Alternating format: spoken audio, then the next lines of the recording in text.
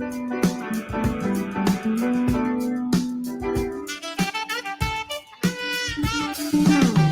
not your situation, I just need contemplation over you. I'm not so systematic, it's just that I'm an addict for your love. I'm not the only one that holds you. You never ever should have told me I'm your own girl. I'm not the only one that holds you.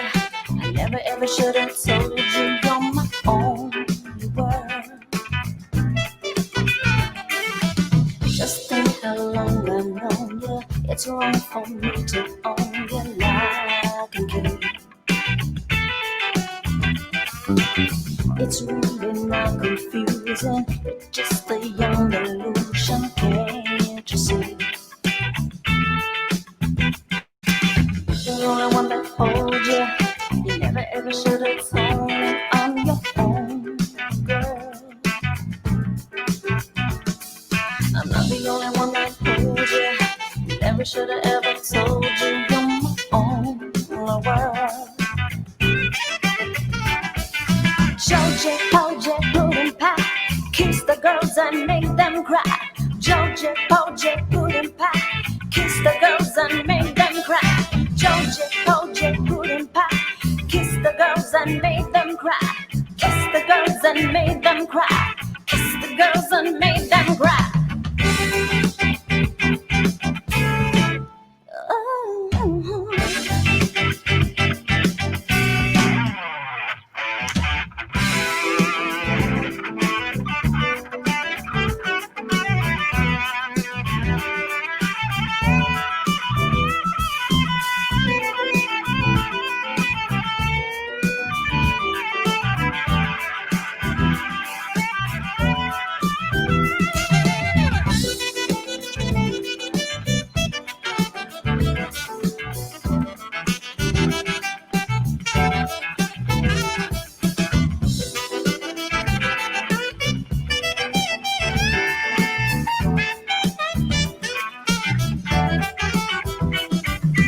It's not your situation, I just need contemplation over you.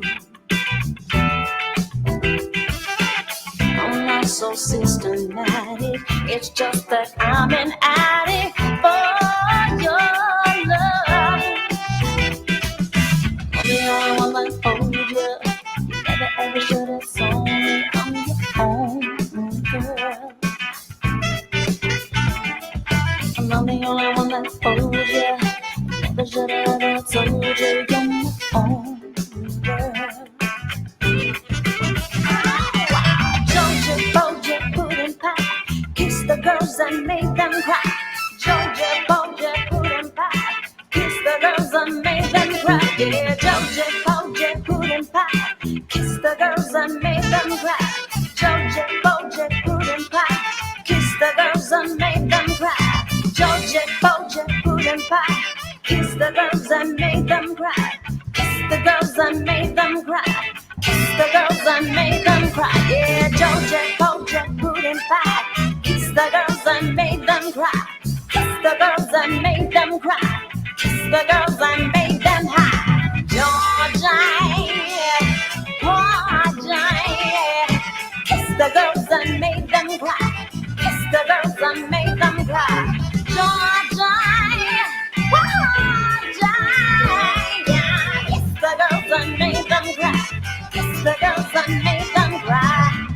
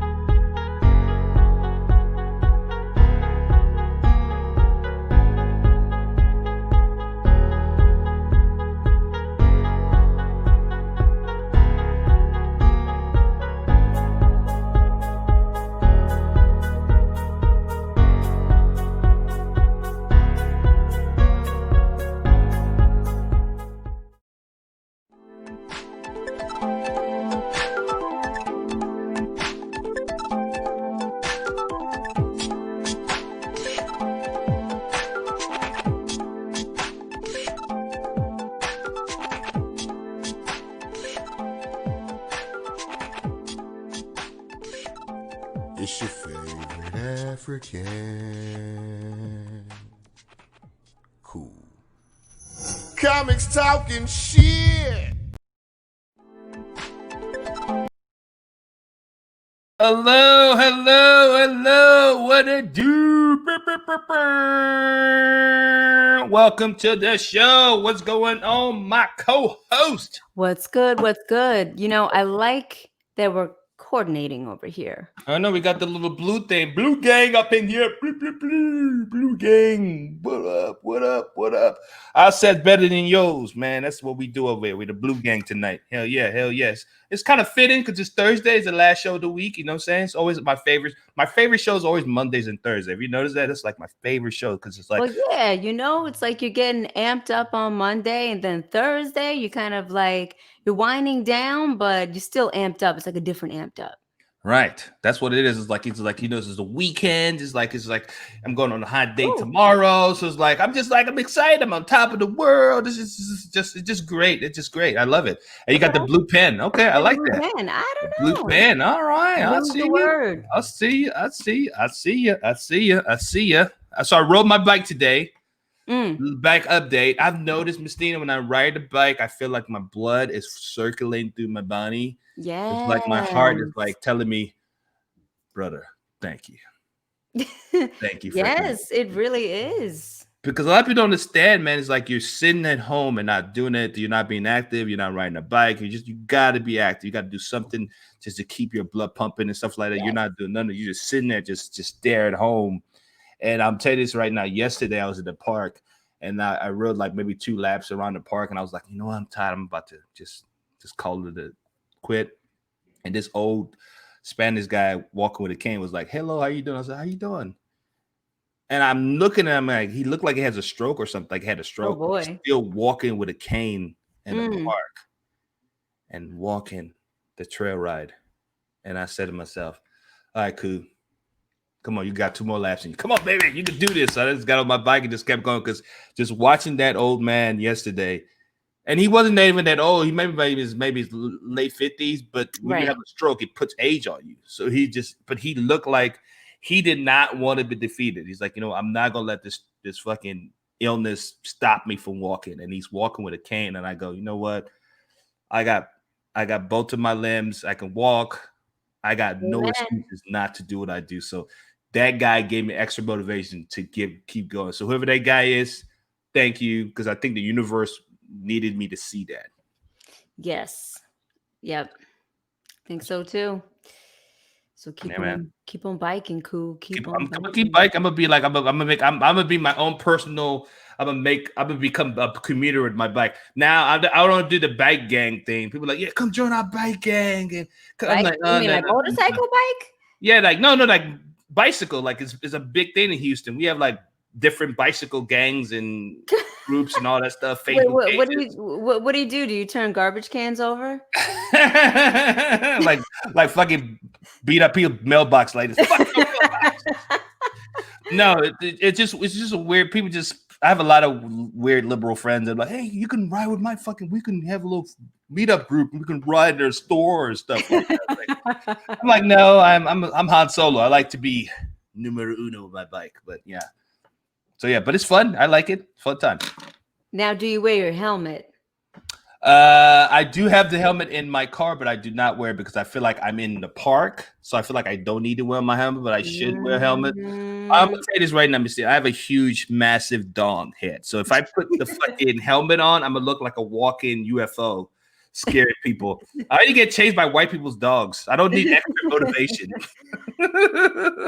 Better wear your helmet. I'm telling you, it never fails. 2 white ladies in 2 different occasions, 2 different days, their dog started barking at me. I was like, oh, what the fuck, man? Jesus. So I think I don't need to put extra pressure on myself because the dogs will be like this. What the fuck is that? What is that? What is that big guy? What is that? So I don't want to put extra pressure on myself.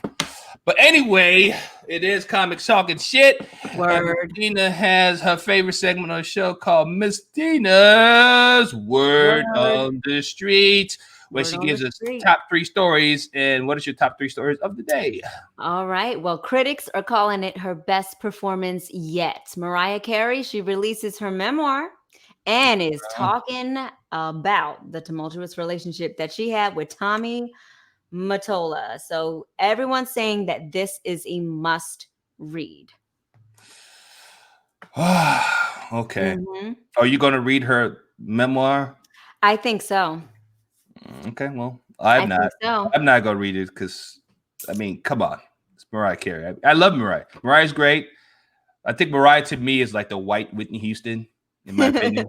Like she's like the Walmart brand. Like Whitney Houston was like fucking like the soul food, just soul. But she's like the fucking Trader Joe of she's like a Trader Joe's version of Whitney Houston, like very, very whitewashed. She's not really, she's half white, but she looks more white than black, but I get it. She does too much shit for me. I'm sorry. I like her music. I used to like her music, but it's like I don't think I want to read her memoir because I don't know. She just does a lot of shit that's just questionable to me. You know what I'm saying? Because I don't know if you remember, like a couple of years ago, she was drunk out of her fucking mind and she was singing at an NBC Today show and she was just drunk. She had the wine glass in her hand and she's singing. I was like, who sings? She was drunk in the daytime, like at 9 o'clock in the morning or something. I know, like, man. What is she doing? She's like this. Have yourself a merry little Christmas. I'm like, oh God. Who knows? Who knows if we had that much amount of money, okay, and we don't know what to do with ourselves? We might have yourself a merry little Christmas with wine in our hands and not care. She just drunk out of her mind. She probably took some fucking Adderalls. She was just too much. She would do too much that day, and I go, okay. And she was married to Nick Cannon at the time, by the way, too. So like, what is Nick Cannon doing to her? Is it Nick Cannon making her look crazy, or she just crazy before Nick Cannon? I don't know. Who affected who first? Nick That's Cannon. What I'm saying. Because I'm gonna be honest with you. I think Nick Cannon's stock went up after he married her. Like I don't think America knew. Like Black Americans knew who Nick Cannon was, but when he married her, he got literally, I guess, he was taken more seriously when he married her. But everybody was saying this ain't gonna last. Everybody's like this ain't gonna last. Everybody had like a countdown clock in their house going countdown to when it's gonna be over. And we were correct. It's like, yep, it'll last 5 years. Perfect. Yeah, I know. Those kids are so cute too. That's what I'm saying. It was just a weird time, man. Weird time in America. All right, what's your next story? Time in America. Yeah, Mariah marrying Nick Cannon. Yeah, like the one was simple when she was drunk, going, have yourself a bit. Now we just like 22 is like as Armageddon. We like, oh shit, remember when we were bitching about that shit? Right. Simple times. What's your next story? All right, so Charlemagne the God.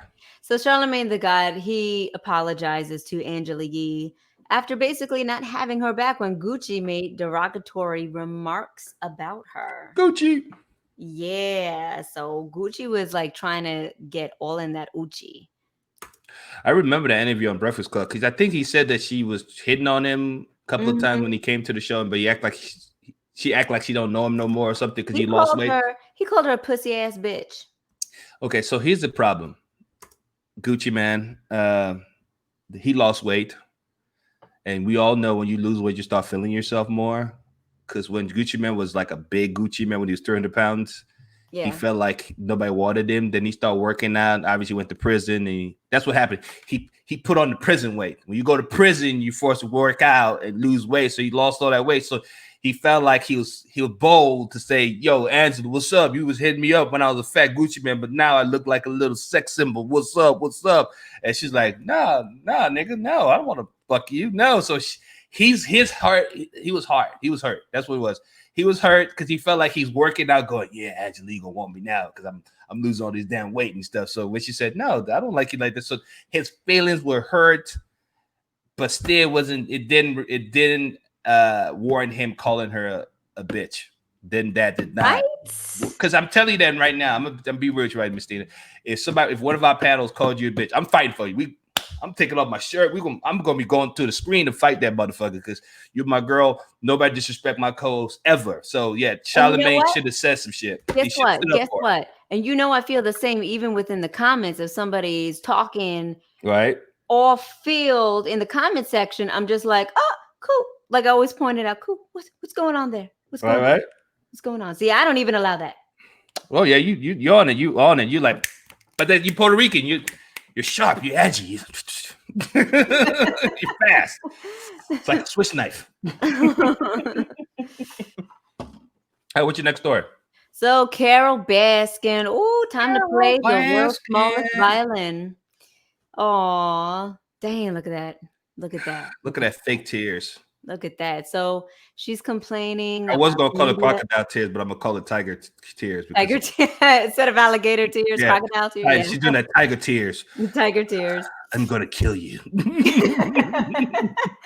So yeah, so she's complaining about all this negative media attention since the show came out, Tiger King Right. and stuff. But I'm just like, chick, didn't you build your empire on media attention? Right, because nobody knew who the fuck you were like 6 months ago. Now everybody knows who you are, regrettably. I think half the people that know who she is go, I hate that we know who she is. Now she's crying about, oh, the media is making me look bad. Nobody knew who the fuck you were. Nobody knew. Trust me, if COVID-19 never happened, I guarantee she wouldn't be famous right now. She would not be famous. Zero. The reason why Tiger King became what he was because a lot of motherfuckers was unemployed, so we were forced to be at home to watch that shit. That's what happened. We were forced to watch this shit. And I say that all the time. I go, is it really a good show? Or is it because you were at home and you had nothing to do? And they usually go, yeah, I think that might be a reason. Yeah, that's my point. Because if you were happy doing your normal life, Tiger King would not be the number one show in the world. Nobody had time for that shit. But people were home. They started going, you got to watch this Tiger King stuff. You got to watch this stuff with Joe, whatever his name, Joe Exotica. You got to watch this stuff. You got to watch Carol Baskin. She killed the husband. It just... Yeah, I don't need to hear that shit. She's lying. She's full of shit. That's what she is. Lying? No, she Tiger. She's like, look at she's crying like, yeah. They think I killed my husband. I really did, but they think I killed my husband. She's fake. So she's fake. That's fake tears. You think she killed her husband? Of course. It's like look at that face. That is acting right there. This acting 101. You get the sniffles. She did the sniffle crap. It's hard to make that nose red though. White people do that shit all the time. Trust me, they do that. They nose get red when it's like 100 degrees. Like, oh my god, my nose is red. Like, yeah, go put some sunblocks on it. Did you know? I'll give you a little tidbit about myself. That if I cry hard as that, I can't breathe. Did you know that? You're not the first one to say that. You're not the first one. Like my nose literally swells up and no air can go through it. That is scary. You don't need to cry then because you might die. Right. I don't. So don't upset me. I am not going to upset you. But you know who's not going to die? This fucking lady right here. She is not going to die. She is literally ready for the apocalypse right there. Yes. She is. All right, man. That is it for Word on the Street with Miss Tina. We have a music act. Of course, it's Thursday. Of course, we're going to have a music act. Of course. It's the final show of the week. These guys are amazing, amazing. All the way from Laredo, Texas. Give it up for Dos Leones.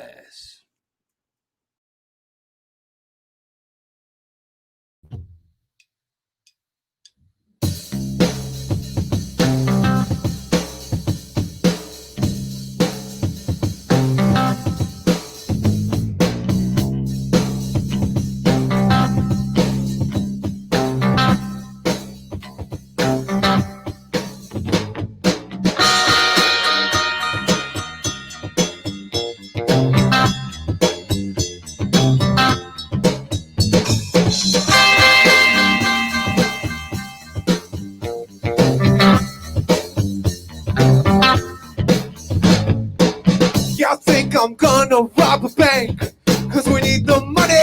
There's a hole in my pocket, and it seems the times are coming.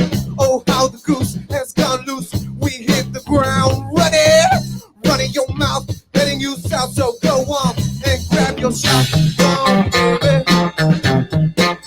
Grab your shotgun, baby.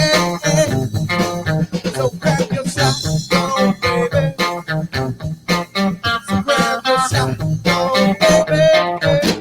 I think I'm gonna rob a bank.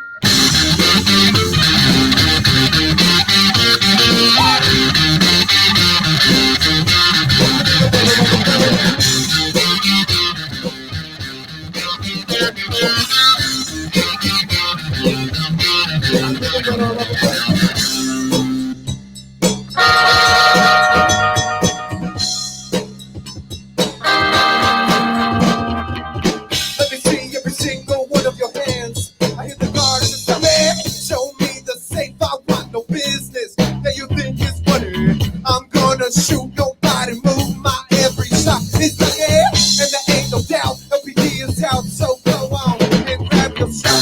Go, baby. So grab your shot. Go, baby.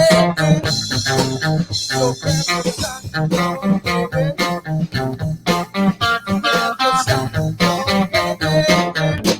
I think I'm gonna rob a bank.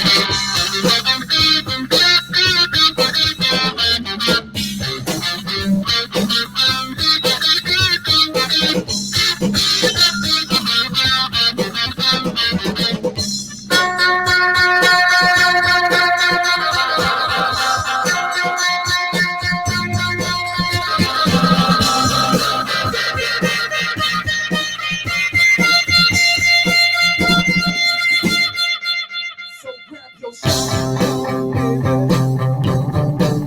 So grab your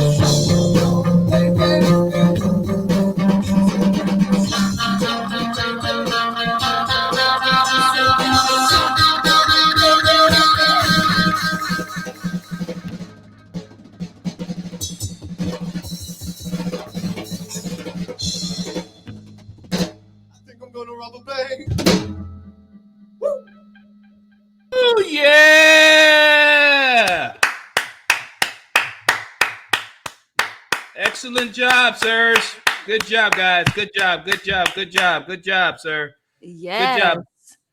Dude, how do you guys, what And made he you write learned that blues, song, too. Shotgun? It was inspired by just American movies. I actually can't believe I forgot the movie, but that movie where the guy has like this thing and he shoots the guys in the forehead. I forgot what it is.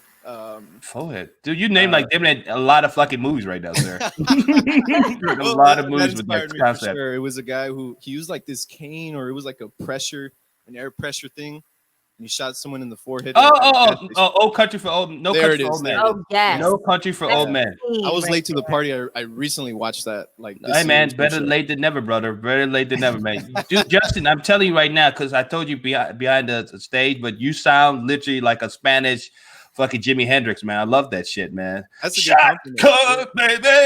Yeah, that was fire. That was hot. Shotgun, baby. I love that. That's some Jimi Hendrix. Do you know that you channeled your Jimi Hendrix with that, or it just came out One naturally? of my inspirations for sure. Yeah. Yeah. 100%. I knew it because I mean, when you did that, when you said "Shotgun, baby," I go, "That's Jimi Hendrix shit right there." I love that. Jimi Hendrix. Okay. If he was alive, he'd have definitely loved it for sure. He definitely fuck with that shit. I For appreciate sure. it, man. For sure. For sure. You Cool, did your thing. cool. Appreciate it. I'm happy he's wearing blue today. Yeah, I'm part of the Right? blue group. Yeah. Right. He's Gang wearing blues. blue and everything. So blue's a good color, man. So anyway, those Los Leones. Those Leones is coming back literally at 10 o'clock. Two All more right. songs. So get to see Those Leones. And make sure you guys have a Cash App, Venmo, whatever they can tip you so that you get some money tonight, man. Do you have a Venmo, Cash App that you want to put out I there? got a Cash App. Go ahead. It's just chiflado. Which means spoiled, but it's CHIFLADO. There you go. Because I'm about to say, anybody gonna remember that shit. But next time, just put it right there with Those Leones. Put it right beside it, so everybody can like, okay, cool. Because I have a lot of white friends. They'd be like, "What does that mean, Dolce de Loche?" So you have to put that next time so they can know what to tip you.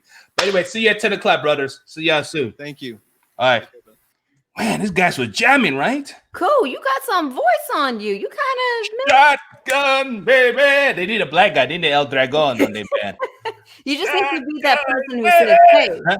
What you say? You need to be that person who says "hey" in all the songs. Hey, I'm telling you, I love that band. I'm a fan. Shout out to Sara Garza for fucking putting me on the band. Anyway, before we bring up our panel, a word from our sponsors. Here's the thing, mitigation is for every case. Those character letters can really go a long way in a criminal case, given to the DA or given to the judge in considering the punishment. And I teach people about criminal defense sentencing, how to write a character letter, what to put in the letter, what not to put in the letter, who gets the letter, why do these letters even matter? How do we empower the decision maker, whether it's a DA or a judge, to give mercy to our loved one or to ourselves? You know, how do we empower them to give us or give that person grace?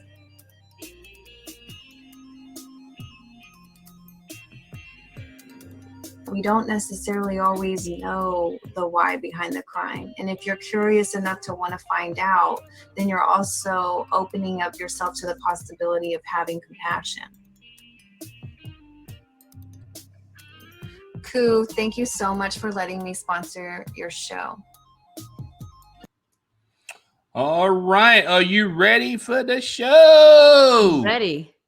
Hold on. Give me my all Latin cast. You're all Latin cat. If I get the all Latin cat, I need to upload something right quick. Hold up. Boom. Do something right quick. That's what happens when you do all this stuff. All right, cool. All right, cool. Now you're ready to grow. All right, you're all Latin. This is for you. This is a special treat for you, Miss Tina. This is it. You should feel at home right now. Anyway, these people, man, these guys are amazing. The first guest I'm bringing on the panel, I think she has the record for the most guests by a lady.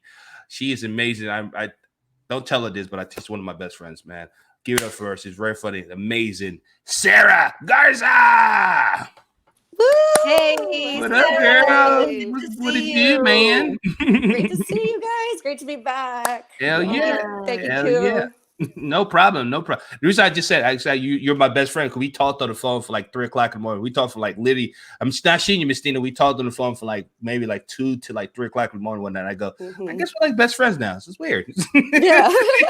Like he literally interrupted me as I was watching The Dark Knight. I was just captivated with the Dark Knight. Then you inboxed me. I was like, okay. Then we talked on the phone. I was like, okay. I think she's my best friend now. My new bestie. There you go. How are you feeling? How are you doing? I'm doing great. I was loving the show right now. Oh my God. Those Leones. I was jamming out. Yeah. Energy. Oh, baby. Jesus, they're jamming. God. You need to see them live. They are, I know. I would love to see them incredible live performances. So you know I'm coming to I'm coming to San Antonio October 17th. So if you guys can get me down there in the 16th, I'll definitely want to check them out. If they have a show, I'll definitely come check them out for sure. I love that. Definitely look into it. They're good. I'm already on it, man. There you go. All right. There you go. All right, my next guest, man. Oh my God, this guy. What can I say about this guy? He's the co-founder of Laredo Funny. My man, Jorge Alvarez. I was feeling a little blue, so I decided to go with the blue light instead of the blue shirt. I hope that's okay. Wow, that's amazing. That's fine. That's no beef over here. We're good. So is it George or Jorge? That's funny. It is actually Jorge, and I don't go by it. It's always been George. I get mildly annoyed when I'm introduced on stage as Jorge Alvarez. And I'm like, it's George. Like, no one's ever called me Jorge. Like, my parents don't call me that.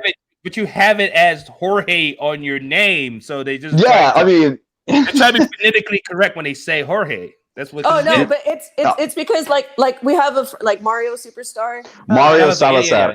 Anytime I work with Mario, he's fucking. I've been off stage. Mario's on stage. He's about to intro me. And he's looking at me and he's like he hit a joke and like got a laugh. And then he turns to me. He's like, George, are you ready? And I was like, yes. And he goes, all right, George. So you're good. And I said, yes. And then he goes, all right, introducing to the stage your next comedian, Jorge Alvarez. And I'm like, you called me George twice on That stage. is What the happened? funniest shit. He's a dick though. That's what he does. He's a Yeah. fucking dick. That's what Mario does. Shout out to Mario Superstar. Oh yeah, he's great. Love him. But that's what he does. That's what he do. All right, Shout out Mario. my next panel guest, man. She is amazing, very funny comic, all the way from San Antonio. Give it for Mary Picarazzi. So close, so close. It's a big Picarazzi, por So you're favor. Italian. No, No, she's married. not. She's Mexican. I'm Mexican. Oh. Picarazzi. Which is probably the first time I'll ever be confused with being on an all Latin cast. So this is great. I'll take it. Okay, to be fair, Mary, your last name sounds like a made-up last name. Like it's like you go to like probably a spy and you go to like a restaurant with you and your lover, and they're like, "So what's your last name?"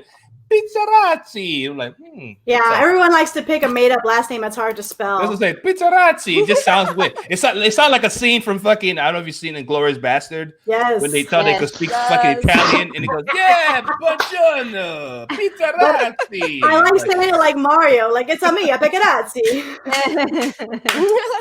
Ravioli. Ravioli, Picarazzi, mozzarella. Que That más? is funny.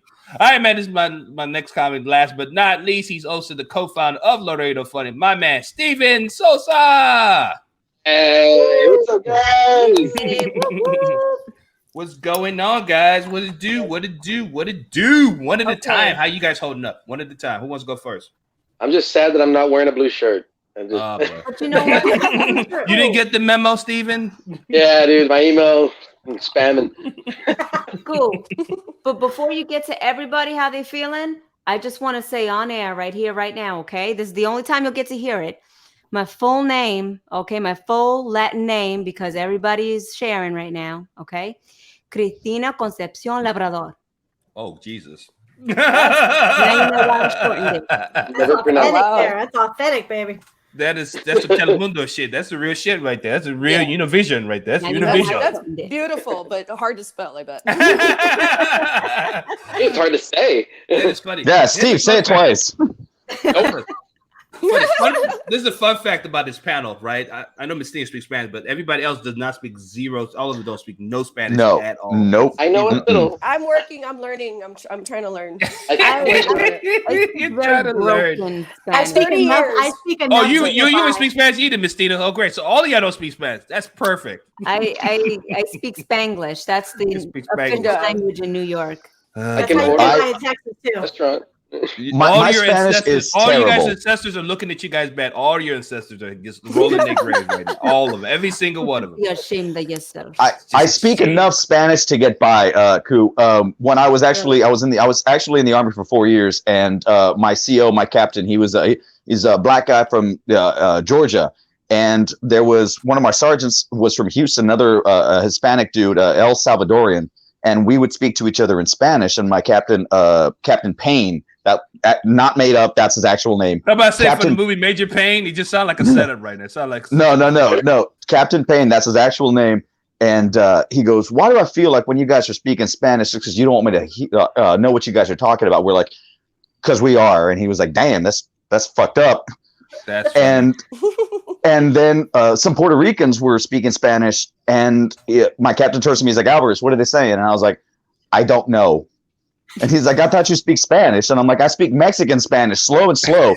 But in Puerto Rican Spanish, that's fast. Like they omit consonants. Like fuck. I was like, I don't know. Like I can't like anything Puerto Rican, Dominican. It's too fast. I don't understand. I have trouble with Spanish to begin with, and once you get people talking fast, holy shit, I get lost. Oh my God. Is this true, Miss Tina? Do you guys speak Spanish fast? Is your Spanish fast and Puerto Rican Spanish is really fast? I think Puerto Ricans speak Spanish like slow, if anything. Not as slow as Mexicanos, but I think we speak slow. It's the Dominicans that sound like Morse code, you know? And then like they like Morse code. And then on top of that, you don't want to learn Spanish from a Dominican. You know why? Because they butcher it even more so than a Puerto Rican does. Like they cut off the ends like it was stems on a kale leaf, you know? Hilarious. You don't know what that you'd be like, what? They're like, ¿Cómo está? Yeah. Okay. That's exactly what sounds right. That is so funny. ¿Qué tú quieres? All right, so one of the member obviously is visibly not here is my man Fred Mack. He said, "I speak Spanish." Ha ha ha! I'm the only one in Loretta Fund that actually speaks Spanish. So Big Mac couldn't be on the show tonight because he's having some personal problems. So Mary took his spot tonight. So Mary, no pressure, but Big Mac is a powerhouse, and we are praying for you, brother. Whatever you got going on, we with you, man. Love you. Thanks for watching the show, man. Love you, brother. All right, it is called Comics Talking Shit. So, Mistina, what do you have for our lovely panel? Well, the word on the street, guys. Mariah Carey. Hey, she coming out with a memoir, and guess what? The critics love it. They love it. They think it's her best performance yet because she digs deep. She tells the truth about what has happened in her life, and she talks about, yes, that Tommy Mottola, the one that Michael Jackson called the devil. So Mariah talks about Tommy Mottola. That's right. He did call it, but he said the devil. You got to do the Michael Jackson. You have to do the Michael Jackson. You got to do all of that. The devil. Anyways, so yeah, she says that Tommy was really controlling with every aspect of her life when she got together with him. And I think she was like, what, 19 or 20 when she got together? Yeah, she looked kind of young right here. Yeah. So yeah, I mean, it was always pretty much well known, I think, since she got divorced from him, all these things, these stories about him. But I want to hear your take, guys, on what you've heard as well. Mary, let's start with you. Well, I could definitely say this is her best performance because it's heavily edited and redone many times. So I can definitely tell it's a great performance. I mean, let's be honest. Mariah, she's been an icon in the music industry. Like, I grew up listening to her. Every kid grew up listening to her. But I mean, come on, girl, you caused some drama. I mean, you made the Yankees lose. Was probably the best thing I liked about you when you dated Jeter. But yeah, you're a little cray. She's a little cray. Not gonna lie. Cray. A little cray, which is probably why it's a super good book. I mean, it's partly fictional, but like I said, it's going to be a good performance. I'm excited for it. I'd watch it. Oh my goodness, Sarah, what's your take? Can I see that picture again real quick, Koo? Which one? The one with the Tommy Mottola solo? Yeah. The couple pic. Okay, so she was dating him. She was really young. He's got gray on his beard. Like, he was just robbing the cradle there. Right? You know what I'm saying? Like, oh my God. He's not even that good looking. Jesus. Like, and he had Mariah. Oh man, she must be crazy because like there's no way that 19-year-old pussy is fucking with that. You know what I mean? Like, I'm sorry. There's a lot of zeros that make that attractive. Oh my God. It's so funny. That's messed up. But she probably picks bad, is what I'm saying. Oh, she definitely have a terrible taste in men. Flesh sure. Oh yeah. That's Dick definitely a Cannon fact. and everything, man. Like, Oh my Lord. George, I was about to call you Jorge. George. Right to do that. Please do. Okay, Tommy Mottola is trending on Google from people typing, "Who the fuck is Tommy Mottola?" That's funny. I remember when this originally happened back in the day. It was he was like this powerful record producer, and I love Mariah. I grew up a metal kid with the fucking Hot Topic spikes and fucking leather and fucking black t-shirts, but Honey was a fucking great fucking song, and I saw Mariah and I was like, I'm in love. Holy shit, don't tell my Hot Topic friends about this. But yeah, no, don't be starting shit. It's past. What are you bringing up that we don't already know from a VH1 special? I saw Behind the Music. We've covered Tommy Mottola. There's no need to rehash it. Fucking, that's a money grab. Get on out of here. That's a good point. I didn't even think about it like that. You're right. We're tired of that story, but yeah, that's a good insight. Well, George, I hate to break it to you, but Hot Topic is not as punk as you think. No, this was 20 years ago, so it was the infancy of punk. Hot Topic. Don't go in there now. Like, it's not the same. It's not mainstream. I'm talking about 1999, like back in the glory days. 1999 to the 2000s. 1999 when they were in the corner of the store. Yeah, for sure. I can't see over here. Steven, what's your take? All right, first of all, I didn't know Mariah was still doing shit. I just thought I was like, "You're still relevant?" Like, I was like, Mariah had a hit. I was like, I didn't even know Mariah was doing anything. I was like, where'd she get a hit from that I didn't see about it? I mean, I'm on Facebook all the time and nothing says Mariah at all. Like, I don't know who the guy. What was the guy's name again? Tommy Mottola. Tommy Mottola. I don't even know what the fuck. That just sounds like, hey, you know Tommy Mottola? I don't know, but he's dating Mariah. You know, like. Just some New Yorker, yeah. You know that name sound like a guy that get whacked on fucking Soprano and shit. Like, yeah, I had to whack the guy. Like, yeah, Tommy Mottola. talking too much shit, and he got whacked. Who did the whacking? Some guy named Picarazzi or some shit. I don't know. Picarazzi. Picarazzi, yeah, that's what they got in. Picarazzi whacked Tommy Mottola 2 days ago. What did he do anyways? What did he do? He was a Sony president. He ran the he was the freaking president company. of So, Sony. like, That's why you date him, you know? Like, yeah, no shit. You get a record deal. You date him. Yeah, I dated him too. I got a fucking record deal. Right. Yeah, and I was like, what's a beard for that? His beard's not bad now. Well, you know, my take on it is that I think there's a reason why she dated a much, much older person, because, you know, his beard can tickle her taint, you know?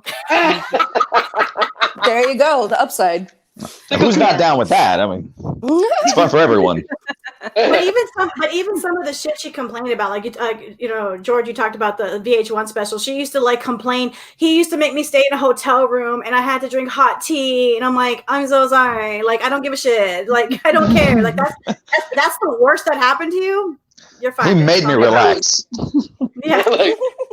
He made me take care of my voice. She's so dramatic, though. She's just so dramatic. I told y'all about. I don't know if you heard the top of the hour of the show. I mean, she was drunk doing some show on Today's Show, drinking fucking champagne in a daytime. I hope. Like, what is her deal? I hope this book has no editor. Like, I hope it's just her rambling, just drunkenly. I would read that for sure.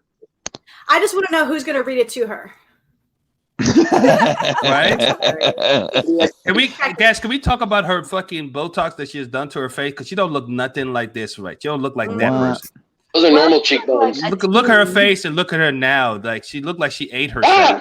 She doesn't even look like herself, man. Look at I that. thought she just gained weight. I didn't know. know. Look at the cheekbones. She did some cheek jobs. Obviously, she did tits. She did some breast jobs, obviously. Real quick, as a chubby chaser, I completely love chubby Mariah Carey. That is hot as shit. I thought that was sexy as fuck. Like, maybe it's just me. Okay, that's not actually fat. That's actually plastic. So you're gonna be fucking plastic, by the way, sir. That is not fat. No different than every other night. That is just Silicon Valley. That's just you can't have her face close to the microwave. It might melt. So he's just making sure. George is just saving the environment. Just making sure it's not single-use plastic. We're good. Right. There you go. Like, I love this picture because she looks like this. Did somebody say, you know? You know, I once did a photo shoot, and the guy who handled my photo shoot, he actually did one of Mariah Carey's too, and he's like, man, she's so self-conscious about herself that she's not great to shoot because she just like is stiff and she wants to get it like absolutely perfect, and it becomes such a task. It becomes a daunting task. So he gave me that little information. It was a thing for a while where like she would cover her like the right side of her face, like you could only see one eye. There was a bunch of yeah. I remember that. I think personally, it's like when you are a teen, because essentially she was a teen in the music industry, and you become big like that, you kind of get emotionally stuck in that era, in that time. So it takes a long while before you kind of emotionally grow up a little bit and get past those insecurities. I just wonder if she just like fell in love with her photoshopped image and thinking that that's what she has to recreate. Maybe. Every time. Mm-hmm. Probably. I just Tommy Mottola just looks like he's friends with Jeff Epstein for sure. He just looked like that guy. He just looked like went to the island. Yeah. He looks like he's been to the island, though. He looked like he's been to the island for sure. For sure. Is that where he got her from? Like she worked in the kitchen or some shit. Like, yeah, bring that Mariah girl out. Oh, I gotta go, guys. Listen, this is how long Tommy has been in the music industry. There's a song about him from the 70s from this group, and they made it called Chez la Femme. Tommy Mottola, listen, I love that song. You guys are awesome at that, by the way. What? You almost like harmonized. That's what we do. When you come to comics talking shit, you never know what's gonna happen. What is your next story, my co-host? What you got? All right. So we have Charlemagne the God. He had apologized to Angela Yee because he didn't defend her against Gucci's, slurs at her pretty much. He called Angela Yee a punk ass bitch and also revealed that he claimed that Angela was all over his dick trying to get with him. And Charlemagne just let him keep talking and he didn't defend her. So now he's apologizing to Angela Yee about that and trying to explain why he just let him talk. So, I don't know, man. Anyways, George, what's your take? I have no idea who any of these people are, but I love the cheese man. You don't know none of these motherfuckers? Not one? I'm a Mexican dude in the corner. Oh, now you're Mexican all of a sudden. Okay. Jorge, no sé. Now you're gonna claim Mexican now. Like, I'm Mexican, sorry.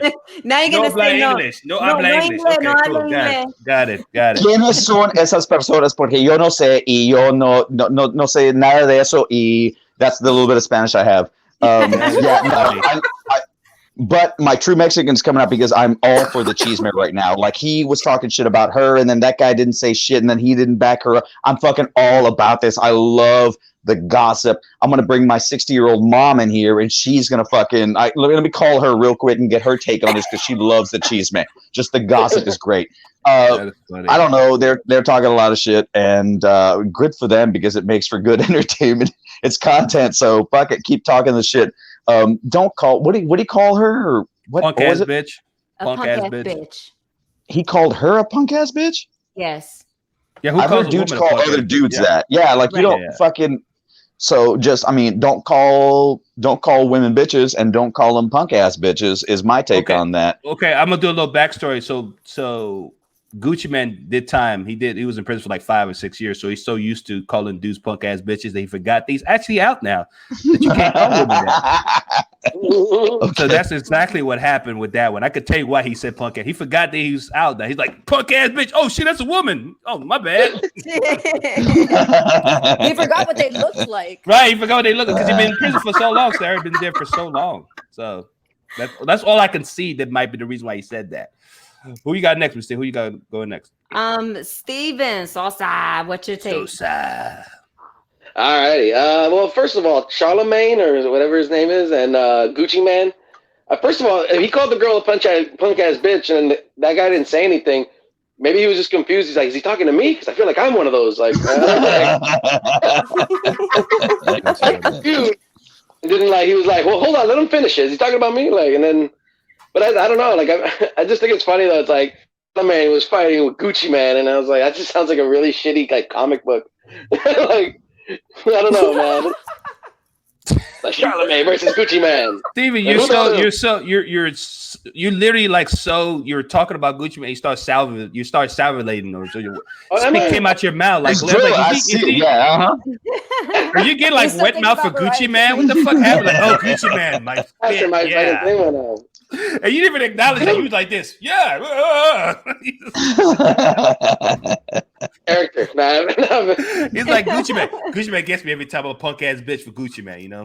Like, I'm glad he apologized. That's nice, but I don't think anybody cared about that. I don't think anybody cared about that, though. I don't know. That's my opinion. Like, that is funny. Who you got next? Sarah, what's your take? How you gonna expect to get laid and call women punk ass bitches? Like, right? That just sounds like he wants to fight her. You know, like he's got a prison chick ready. You know, like man. And okay, so Charlemagne is apologizing for not defending her. Correct. Right. But Gucci Man never apologized. He never apologized. Yes. Like, yeah, it's like Gucci is fucking. He's more like douchey. Like, fuck that guy. Douchey man. Douchey man. That guy's not gonna get laid anytime soon. You're gonna be talking about punk ass bitches, you know? Right. Unfortunately, Sarah, somebody's gonna fuck him. I'm sorry. Just people Well, don't they're care. gonna end up with the black guy, so. You ever see him live? We're calling him Gucci Ducci. So like, Oh you know, my like, god. Well, at least you made that joke. I didn't make that joke, Sarah. Thank you. Hey, I'm just speaking truth, man. Oh my god. Mary, what's your take? Mary. Dude, he had to apologize. First of all, he's known it for 10 years. Get your shit together. Everyone knows that if you got beef with your friend, you publicly say everything, you defend her, and then back behind the curtain, then you can talk your shit. You don't do that publicly. He should have had her back from the get-go. He's been working with her for a fucking decade. How do you not have her back at the time when she actually needs it? Fuck Gucci. Gucci. I'm not passionate about this at all. This is not passion, Koo. This is just real. Nothing. This is real. That's funny. My co-host, what'd you take on that? This one's for George. ¿A dónde está la biblioteca? No. That's like my favorite line from the movie. Anyways. Yes. Put the picture up of Charlemagne again. Like, why does he look like one of the dancers from Remember the Time? You know what I'm saying? Remember the time when we fell in love? Do you remember the time with you and me, girl? Yeah. I love that song. He definitely looks like, he could just do the dance moves. Anyway. Dancing with the Stars. Yeah, seriously.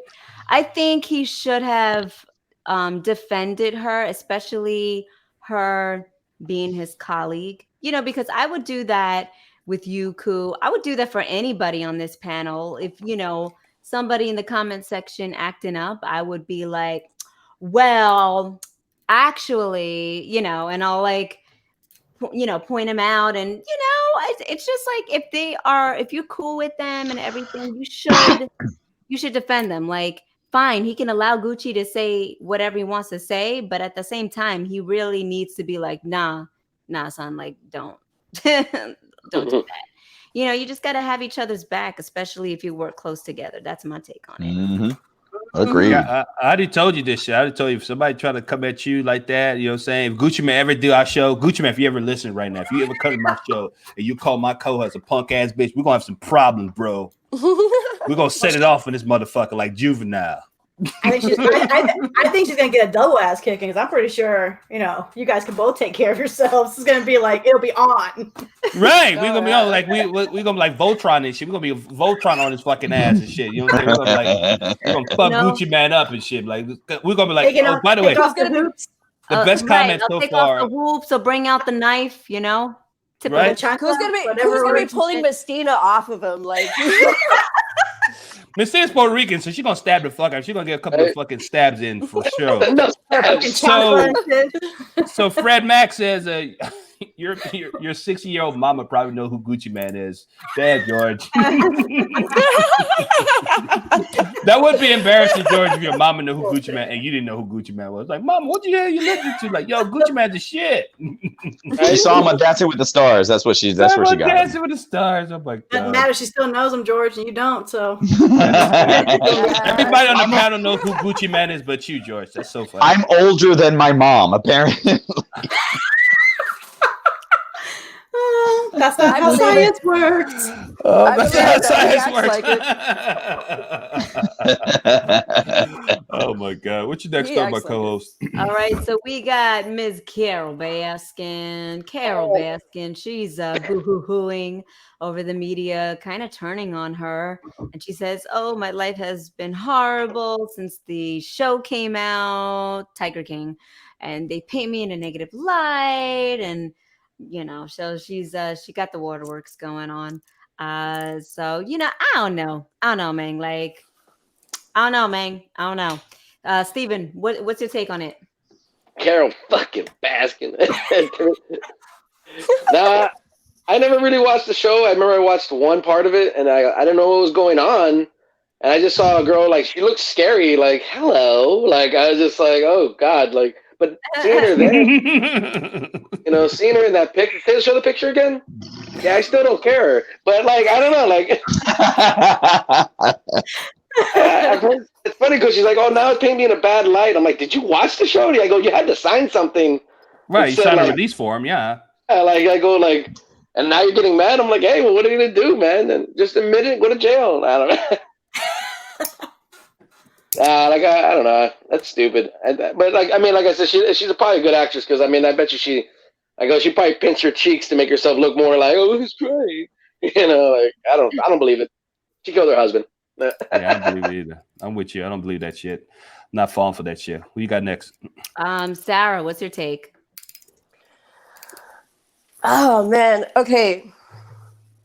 Like, wasn't she just on Dancing with the Stars?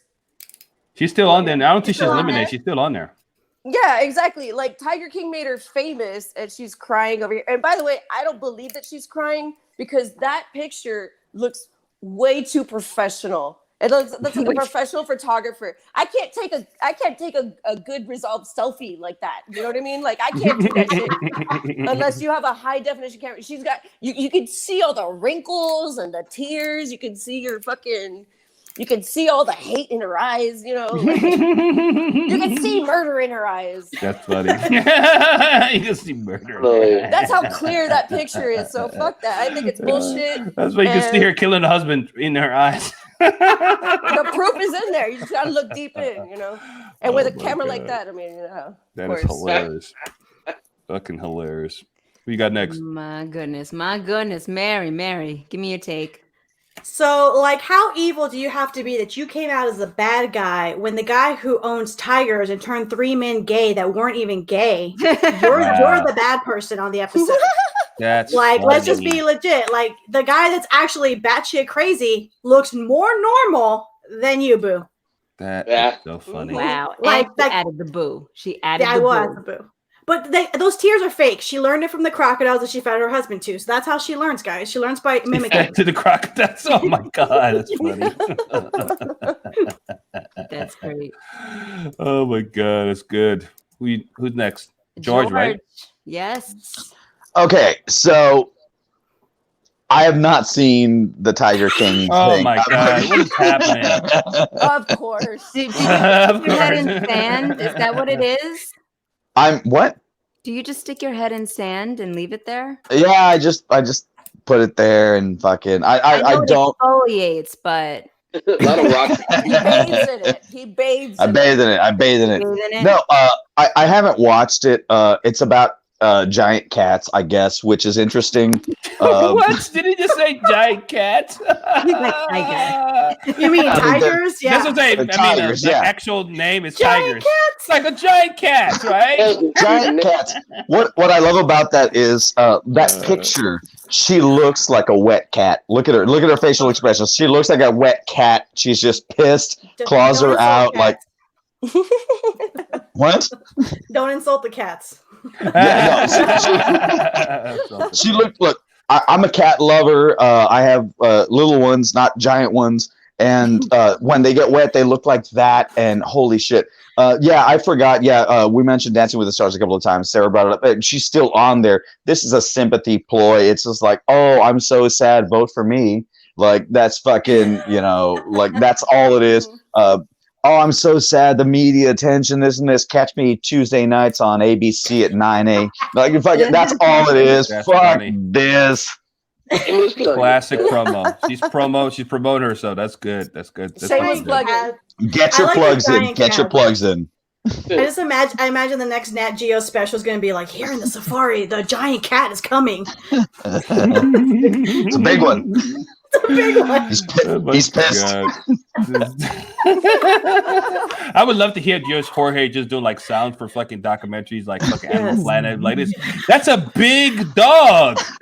That's a giant You need a elephant. wolf? Nope. Big dog. That's a big dog. That's a big rat. I'm like, that's an elephant. I'm like, I thought it was a rat. I'm sorry. He's got like 6 animals he just keeps cycling through. What do you want from me? Everything's just big. Sorry, George, I love you.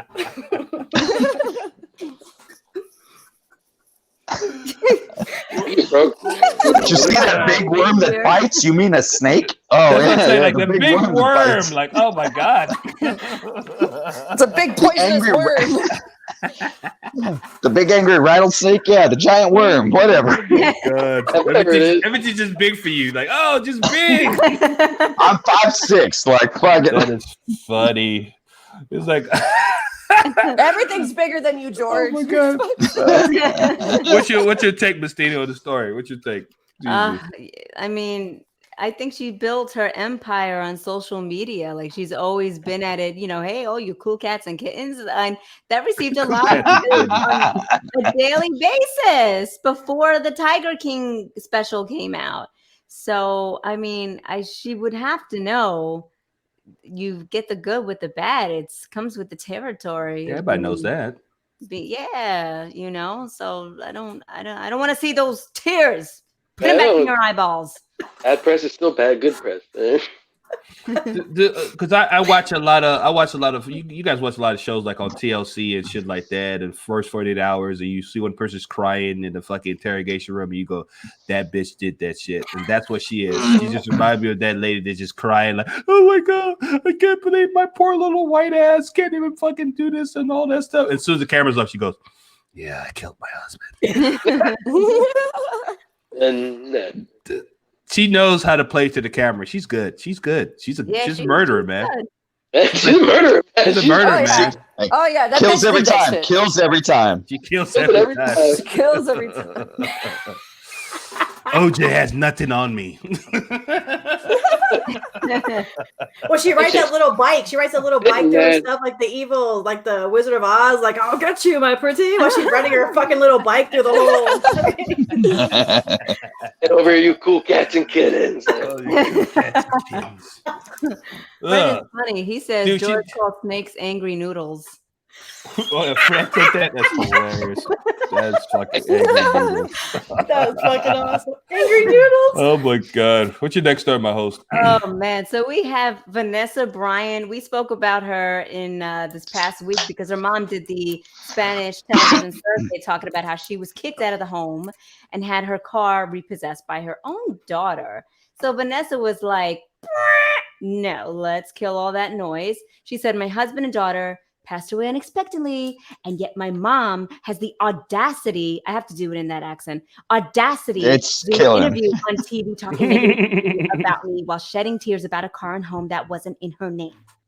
That's what she told People magazine. She said she has removed all her diamond jewelry, emptied her apartment that I provide, and put the furniture in storage to appear as though she is without support. My husband and I have financially supported her for over the past 20 years, and I continue to do so in addition to her monthly alimony. What? And she said, contrary to previous reports, she's not been physically present or emotionally supportive for my daughters and me after my husband and daughter passed away. So going forward, I see what is most important to my mom, and it is beyond hurtful. I hope this public airing of our personal relations will stop here. It will stop after this segment, Vanessa. I'm sorry. So Sarah, what's your take on that? You said that with a lot of passion. Is she? You know what? Can we pause for a second? Can we pause for a second and do this? That was like amazing. Like, that was a great. That was good. That was a really good impression. That was a really good acting. I liked that reenactment. I love that. I liked it. Great. I liked it. I liked it. Okay, you know, Riveting. I was just like, gotta are you create personally the tied to this atmosphere. story? Like, Right? no, Jesus. Yeah. I don't know who these people are, but it sounds like the kind of problems that like my aunt and my cousin would go through or something. You know what I mean? Like in the family, like, oh, you accused me of this and you're not taking care of me. So I don't really want to talk about it because it's just reminding me of hurtful memories in my past. So Too close. It's like too close. it's too close to home. I'm just like, oh, that reminds me of Christmas. Basically, you're saying this is a Latin problem. This is That's what I'm saying. And we have an all Latin panel. This is gonna be an interesting take on this one. George, what's your take? I'm right with Sarah. Holy shit. That sounded like a lot of fucking family drama. My mom talks to me about the fights she has with her fucking sisters, and I was like, oh, fuck. Hey, I do comedy to get away from this stuff, and you're bringing it right back in. So Yeah, no, too real. What are their names again? They're So Vanessa Hispanic. Bryant, that was Kobe's wife. Kobe's wife, and that's her and mom. Her mom. Oh, it sounds like some Hispanic shit. That sounds Like, like that a is someone- telenovela drama. Yeah, that is someone's tia pissed off, and your prima is just fucking talking all sorts of shit. And you're in the South, and someone's barefoot, and holy fuck, like South Laredo is not a safe neighborhood, and this is like what happens there. And yeah, no, I'm over this. I need to get away. Let's bring the band back. Let's move on from this one. Oh my goodness. Mary, what's your take? I mean, family and money just don't mix. And this is like, you got a tragedy on one side, and then you got the other, just watching a lot of telenovelas, thinking that she has to be dramatic. I mean, no doubt that she's been taken care of. If something happened or something slipped, I mean, is that like maybe, a life tragedy might have occurred? You might want to like ease off the gas a little bit, prima, like calm down. Like, it just seems like this is just it's. I agree with Sarah and George. It's a lot of family shit, and obviously there's lack of communication, which surprise in a Latin household. But it's just a lot of like shit that should have been kept. Like this like literally reeks out of just a drama, like any kind of paperback novel you're gonna read. It just sounds like someone's trying to make a name for themselves off of somebody else. So if it's true, dude, like Vanessa and the family, they don't need this shit. Like, honestly, she's suing everybody right now. She's got tons of shit going on. Like, she's still going through memories. She posted like all the jerseys she's kept. Like, she's like been a hoarder for all the memorabilia, which is honestly a really good history line for her daughters, know? Yeah. And then you bring up this shit, like, really, mom? Like, are you fucking helping or hurting, Like, yeah. Yeah. Oh, yeah. Well said. It's better that. Steven, what's your take? Yeah, when I agree with everybody else, because when I heard you saying it, I was like, holy shit, I feel like you were scolding me for a second. I was like, fuck. Like, what was that, Steve? Nothing. But oh fuck, I didn't know that they were fighting. I mean, you could see all that back and forth, but I mean, like, that's her mom. Yeah. That's her mom. Like, hey, mom, what the fuck? My husband just died. It's Kobe. Like, like. That's Kobe. It's Kobe Bryant, man. Like, give me some fucking time. Like, but like. Oh, man, that's so wrong. Like, and then especially the way you were saying, like, how she was talking. And it's like one of those, like, she's like, and I'm like, really? Like, come on, dude. Like, this shit going down, you're doing that to your daughter? Like, why don't you just stop being a prick? Nah, I don't know. Like, I just.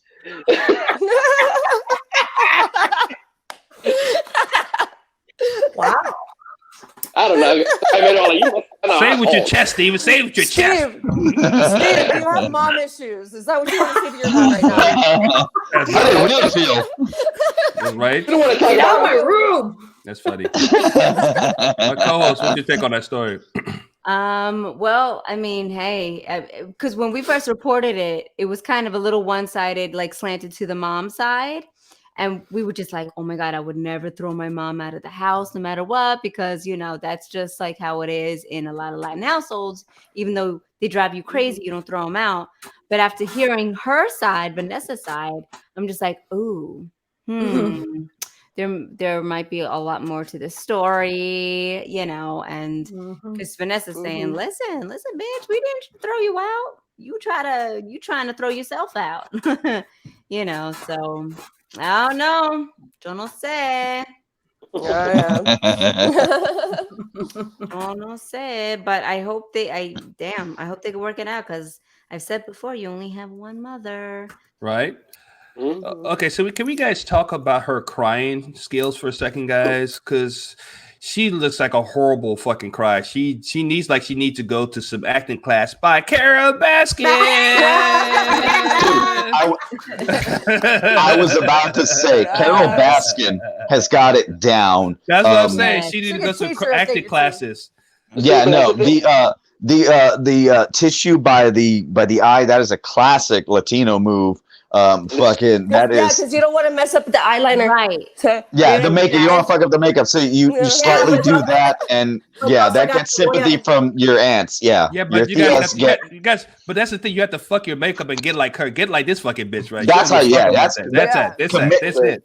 This is right there. This is like this Emmy, this Oscar winning cry right here. You got to get right there. Commit to the bit. There you go. See, but nobody says the tissue. The tissue's got a little bit of Savoya juice, so it's just like right at the eye. Just to make yeah.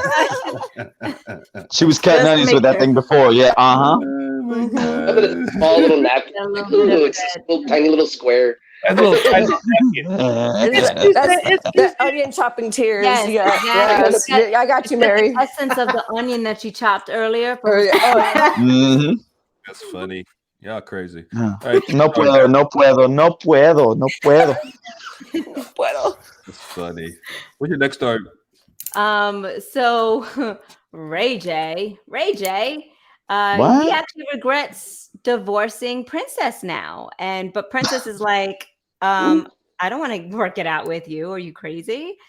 So Ray J, poor Ray J, he can never like make a true decision. You know, he's kind of still under the wing of being Brandy's little annoying brother. So Steven, what's your take on that? You know, flip-floppy Ray J. I mean, I don't know, man. I think anyone that dates a Kardashian goes crazy after a while. So. Yeah. Just like I remember. He was happy when he dumped her, but then I thought, like, dude, nothing goes good. And I don't even Ray J. I forget that he's Brandy's like I was like, oh yeah, he's a little brother. And then I remember he made the song about that he when he had sex with Kim, that he's like, I hit it first. Like that was the title of it. I was like, wow, good for you, man. Good for No you. one had the heart to tell him it wasn't the first either. I know, right? He's all happy about it. Wishful thinking, yeah. There was four of them before you. Right? No one told him the truth. Yeah, it's pretty hard. You know, yeah, that's all I got on that. Man. I don't really. Mary, what's your take? Like, he makes bad decisions with women. I know a singer that's available who makes bad decisions with men. Mariah Carey, maybe. Playing matchmaker. I could be a second part of her memoir, The Golden Years, you know, making more bad decisions. I mean, seriously, why are we even talking about it? Is he relevant? No. I mean, he just dates really Kardashians, so. Well, then he should go to hell then, because that karma cannot be overcome. Just call it, bro. Call it. That's funny. George, what's your take? So speaking of fucking plastic, yeah, no, it was right there. He regrets a divorce. Who the fuck doesn't? All right, I'm working on 2. I'm working for it. Dad, see it looking like look. She's not impressed. He looks scared. She's unimpressed. Like they're bored. That's headed for a breakup. I know. I've been there a bunch. Like I'm the expert at divorce. Like that's what I'm working with. Like, yeah. So he regrets it. Who the fuck doesn't, dude? Seriously, everyone does.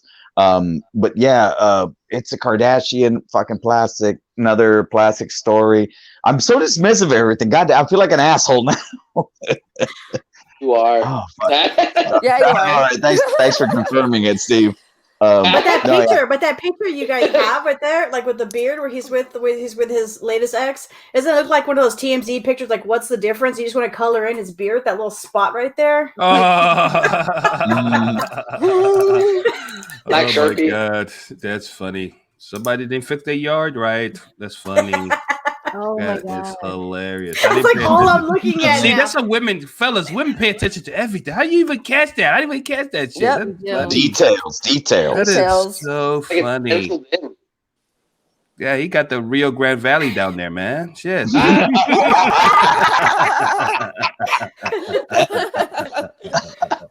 I'm sorry, Miss Tina. It's a Texas joke. I'm sorry. Okay. We know about it. Oh shit! What's your take on that story? Did Sara go? Did you go already, Sara? No, my bad, Sara. What you got? First of all, I think George is going to release the next memoir. That's funny. But yeah, going on what George said, if you look at the picture, that's not a happy couple. You know, like that they're not even looking at each other. They look like they're trying to sit close to each other just for the picture, but they're like, get your fucking steak ass breath out of my face. You know what I mean? Like, One of them went to the bathroom after that. And she's dressed like, you know, she's already going out in the town. She's already mentally checked out, and she's dressed the way that's like, hey fellas, you know, what's up? Like she's already on the phone. You know what I'm saying? Well, So that was, yeah, you can see the red flags there. yeah, you probably have to agree with that. They look like they're dressed for a funeral. Mhm. Right? I Yeah, mean, the they're very Mariah- Well, it might inappropriate be. for a funeral, but yeah. Oh, Ray J. I feel bad for him. I've always have, because he was always under the shadow of Brandy, you know, and Brandy was always this goody two shoes, and the parents always made it seem like they were just like these amazing religious folks. And then the video came out. Oh, The video. Ugh. Like I felt like when that video came out, I felt like I was watching one of my brothers, you know, like it was that feeling. It was that feeling, because Ray J always Christine, reminded what are me you talking about right now? What's happening? the Kim Kardashian video. Watching your brother fuck Kim Kardashian. That's what you talking about. Because Ray J was always, I grew up with Ray J. Yeah, but Ray J ain't fucking Latino. He's black as fuck. Look at that. Does it look like your brother? There are a lot of black Puerto Ricans. Yeah, but I know your brother don't look like that. Your brother don't look like that. But it doesn't matter. Ray J is like the little brother of every family, and Of it's everybody, like, yeah. yeah. You watch him grow, and you're just like, you're supposed to stay 12 years old. I don't want to see your dingling.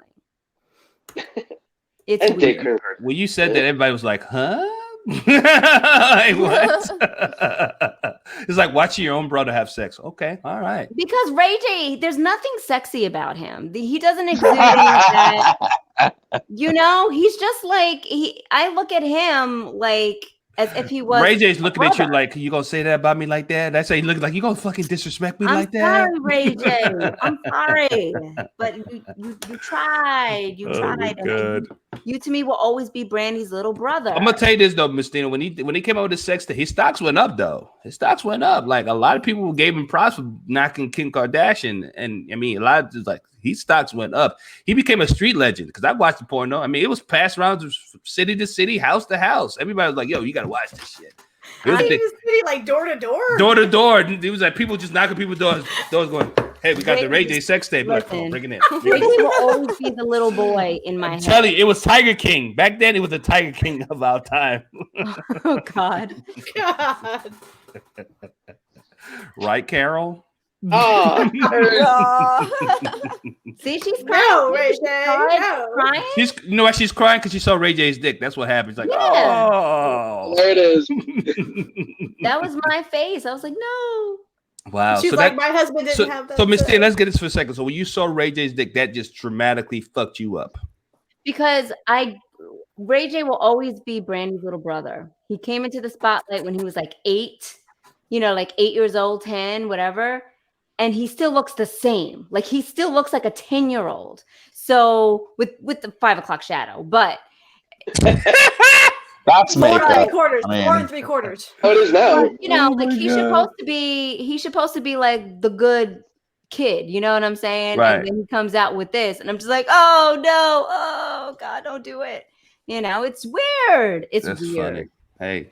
It is weird when the good kids just comes out slinging dick. Like fucking. Brother Dick. Okay, what's happening? I feel like I lost y'all. Something was Surprisingly, George knew all about this. I was Google Trends. He knows all about big Ray J and small Ray J. He knows all.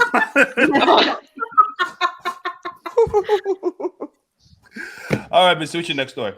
So we have a video that was on TMZ of this supermarket Karen as she smashes bottles of wine in a fit Oh, over Jesus. the COVID rules. Maybe she could use a drink or 10. I think I've seen this.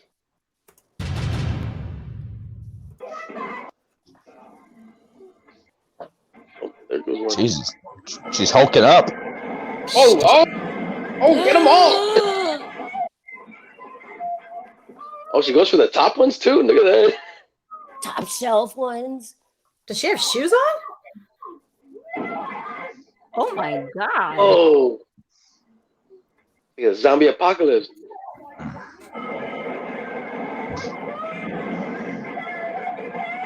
Oh, all that red wine. All that wasted alcohol. So many parties. We're gonna be done with that. Jeez, that scares me every time. Did you guys do this on purpose? Because I was going to be on the show. You found footage of my first wife. Like that's fucking. That's exactly what happened. Yeah. I thought I recognized her. Oh my god, first wife, funny. So, George, since you're busy talking about your first wife, why don't you go? That's her, and it's completely accurate. No, holy shit. I work at a grocery store, and I've never seen fucking someone lose it like that. If I did, I wouldn't intervene. I would just sit back and just enjoy it. Just like, wow, she's losing her shit, because she is losing her fucking shit. Like, oh my god. Right? Props to the staff for holding it down. I had army flashbacks. I was like, oh shit, combat. There's contact. Get down. Get your head down. Fucking, I mean, good for her. I get no, fuck her. Wear your goddamn mask. Don't be fucking stupid. COVID is still a thing. Wear your goddamn mask around people. Don't lose your shit if they tell you to put it on. This is not appropriate. Fucking cover your fucking face. And don't lose your shit. And if you lose your shit, do it in an epic fashion. Go big or go home. So I don't agree with her not wearing the mask. Props to her for the fucking gorgeous display that we can talk about on this show. So, I mean, good for her, but bad for her. Thumbs up, thumbs down. I'm halfway on this. George just loves chaos. Yes. Yes. Oh, Steven, what's your take? Oh man, dude, I didn't even know it was about that she lost her mask. I mean, she didn't have a mask, but I was like, what the fuck? I saw her go for the things. She was getting every bottle. I was like, she was like, all right, I gotta go, you know, like I was just like, damn, dude, she's efficient. And then there was like all the boxes. And I think she stopped because they're falling on top of her. Man, Supermarket Sweep got intense. Dude, that's what she's trying to get all of them. And then, like, I was just like, holy shit, like a pool of blood on the floor. Like, like, wow, what are you guys doing? A Gothic Halloween thing? What's going on here, man? Like, it was fucking crazy, man. And the only thing was that big push. It looked like she was doing a check, like in hockey and shit, dude. Just that one scared me. I was like, holy shit, did they score? Like, what happened? Like, all I gotta say is I agree with George. Wear your fucking mask. It's no big deal. It takes 2 seconds to put on a mask, 2 seconds to take. I mean, like, well, not 2 seconds, just as fast as you can be. But man, like, I'm like, dude, that's all you got to do. And then, but no, you know, you might as well just fucking go for all the stuff in the back row. You know? Good for her. Oh my God, Mary, what's your take? So she should be arrested, not for destruction of property, but for murder. Do you know how many babies would have been created with that much alcohol? A lot. Mm-hmm. A lot of babies would have been made. True. So first off, and you know, the person who's probably not laughing is the guy who invented the boxed wine. He's probably like, haha, gotcha, bitch. That shit ain't breaking for nothing. We can still use it. We can still drink that.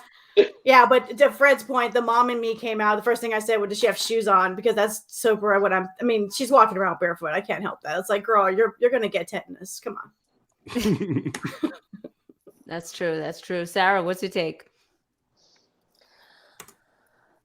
I love how you couldn't even see her face because it was blurred out, but we all know it was a white woman.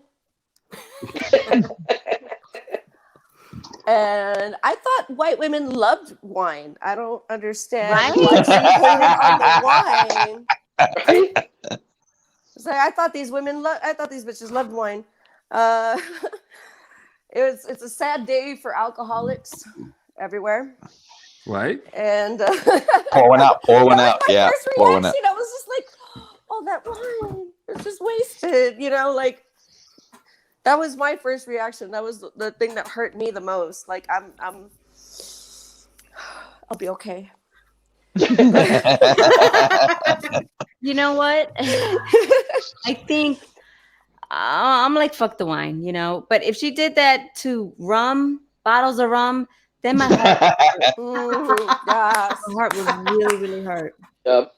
I'd be like, what Yeah. did rum ever do to you? You're right. She picked the right place. She went to a white establishment because she went to the. I live in the hood. If she went to a hood liquor store and she started knocking some Hennessy down, she'd be dead. Right. That'd be a dead white woman right there. She Shoot her now. Shit's expensive, man. So it'd be like, oh, Karen gonna mess with my Hennessy? Pop, pop, pop. It'd be like Boys in the Hood all over again in there. Pop, pop, pop. Dude, real quick, cool, real quick. I work in a grocery store in a bad part of town, and the fucking people, the customers are vigilante as fuck. Like there was someone that like stole a purse and ran out, and the customers chased him down behind the building, beat the fuck out of him. Oh my When the God. cops showed up to catch the purse snatcher, they were like, "Where is he?" And they were like, "The ambulance already took him." Like fucking like, dude. I believe it. That's Laredo. That's Laredo. Bad grocery stores in bad neighborhoods. Holy shit, there's fun. That is funny. Great jumbo eggs. All right, guys, that's it for the funny stories. Time for us to get to some serious conversation because I really want to get y'all take. Because this is me and Miss Stevens' favorite conversation because we talk about this off air all the time. My first question to my panel tonight is colorism ruining people's perception of reality? If you don't know what colorism is, it's prejudice or discrimination against individuals with a dark skin tone, typically among people of the same ethnicity or racial group. So let me ask you, Mary, do you think that colorism is destroying America as we know it? I don't know if it's destroying it, but I definitely can say, like, even within, like, okay, so like I'm pretty freaking white Mexican, right? But even within our own race, we're using it to discriminate against ourselves. So that I think is an issue as well. Like, you know, you're not Mexican enough because you're not tan enough. Right. So suddenly I lose my authenticity because I don't look like, you know, whoever, you know, somebody who could tan gorgeously and I can't. But like that, I think is a problem also. Before we expect others to fix it, why don't we fix it within our own race? Stop doing it to each other. Right. Like if we stop calling each other out, you know, then let's all band together and then take on the rest of the world. We can't take on the rest of the world when our own Rastas over here coming at us. Sarah. Oh, I definitely agree with Mary. And it happens here in Laredo as well. You know, I'm light skinned, but I'm still, you know, I'm from South Texas. I'm native to, you know, to Laredo and to the Rio Grande, you know, like here in this area. And I've gotten so many questions from people here in Laredo just asking me, like, where are you from? Are you from Austin? Like, because apparently I'm not Mexican enough. I don't have I don't speak the language as well. I'm trying. You know, I don't have the accent and my skin isn't dark enough. And, you know, so there's a lot of things with, and especially here in Laredo, there's a classism type where it's a little bit about skin tone, but it's also more because we're like 95% Hispanic here. It's more about, you know, are you educated and act as white as possible and are rich in the rich neighborhoods, or are you in the South? And are you, you know, struggling financially, you know, and like things like that. And there's like that, like, well, we're better than you because we're not real Mexican, because we're not, you know, we're other people. Like it's ridiculous, to be honest, because I'm like, you guys realize you're Mexican, right? Like, why are you, you know, voting for those things? But I'm not gonna get into that. But I'm just like, you guys realize you're Mexican too, right? Like, it's No, not... talk your truth, girl. Speak your truth. Well, exactly. It's like, what, you know, know your raza, like know your own culture. I think a lot of people are disconnected from their own culture, and I think that, you know, I think that this sort of weird classism within our own race is fucking ridiculous. So I'm just going to leave off with that. And I try to learn Spanish. I'm trying to learn. But you're right, sir. You know it's messed up. Hold on. Pause for a second, Mary. Everybody got to get turned right quick. Steven, what's your take? Oh man, it's weird that like to see more of like, because I mean, like I know how they say it's destroying, and it's true because it sucks that like everyone is putting, you know, the race like so much. Like when I was a kid, I never, and I go, nothing ever bothered me about like, you know, like people where they looked and stuff, and but like I think it's always like the way people are raised, you know, and it's just, you know, if like it's like racism is learned. You know, it's not made, you know, like it's like as if it could be. I mean, it's like people teach you how to do that. You know, it's like I don't know. I don't like that kind of like. And to be honest, like it's just one of those things where, you know, like we can all just live a good life, but nobody wants to. And I think it's just people's ignorance that they don't want to change their lifestyle, you know, and like and make everything perfect. It's like like I can't even.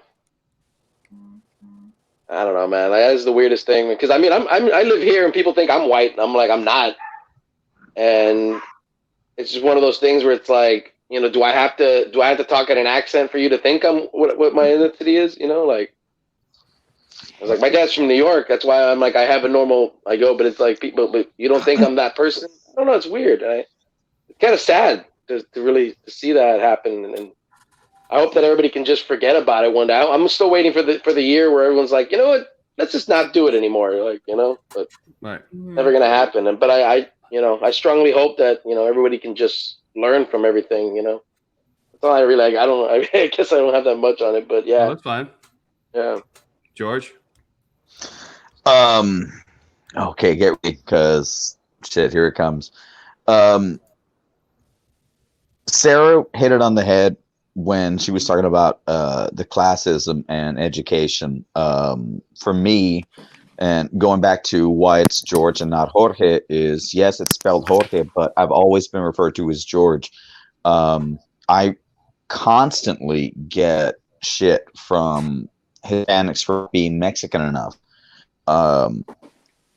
I don't speak a lot of Spanish, and it's not because I haven't tried. It's just that my vocabulary is so much more expansive in English as opposed to Spanish. So when I have to speak Spanish, my brain gets stuck because I'm trying to translate the word from English into Spanish. Right. I always ask people always ask you, what do you speak more, English or Spanish? The question I like to ask is, what language do you think in? And a lot of people here think in Spanish. I think in English. So when I have to translate to Spanish, all these bunch of words that I have, I'm trying to figure out the Spanish equivalent to it, and I can't. And it frustrates me, and I struggle with it. And like I said, I work in a grocery store in a bad neighborhood. It's close to the border. Most people speak Spanish. And I have other Hispanics that get frustrated with me because I struggle to speak their language. And it's not because I don't know it. It's just because the vocabulary over here is so high, and the vocabulary over here, I struggle with it. And my brain moves so fast that I get frustrated and I can't get the words out. And people will tell me, you're not Mexican enough. You like country music, you watch hockey, like you're not Mexican enough. And my whole take is, I grew up speaking English, not Spanish. Spanish is my second language, and I try my best at it. But to be discredited or like looked down upon by other Hispanics because I grew up on Nickelodeon, not on Telemundo. I grew up on MTV, you know, not the novelas. My family did, my parents did, my grandparents did, but for me, it was more American media that got me into it. And I love history, so when I like to go down the rabbit hole and discover music and James Brown and, you know, bluegrass, Old Crow Medicine Show, like these bands that most Hispanics or Mexican Americans don't listen to, aren't privy to, I get shamed for that. I've been told, you're not Mexican enough. Oh, you're whitewashing. You're trying to be white. And I'm like, well, no, it just happens to be the language I speak, the music I like, the sports I like. That's me as a person, not me grouped in with a whole bunch of people that are trying to group me in. And it's frustrating where I feel like I can't be me because I have to conform to the what's expected of a Latino, of Hispanic, of a Laredoan. And I get shit for not speaking Spanish. I get shit for not liking certain things or not understanding certain things. And it's like, I'm sorry. This is the way I was raised. This is where my personality comes up as a person, where it's just me independently thinking and working my way and figuring out who I am. And to be told by your peers that you're not good enough to be a Mexican, I don't get that. I don't agree with that, and I don't. And it sucks where you're marginalized.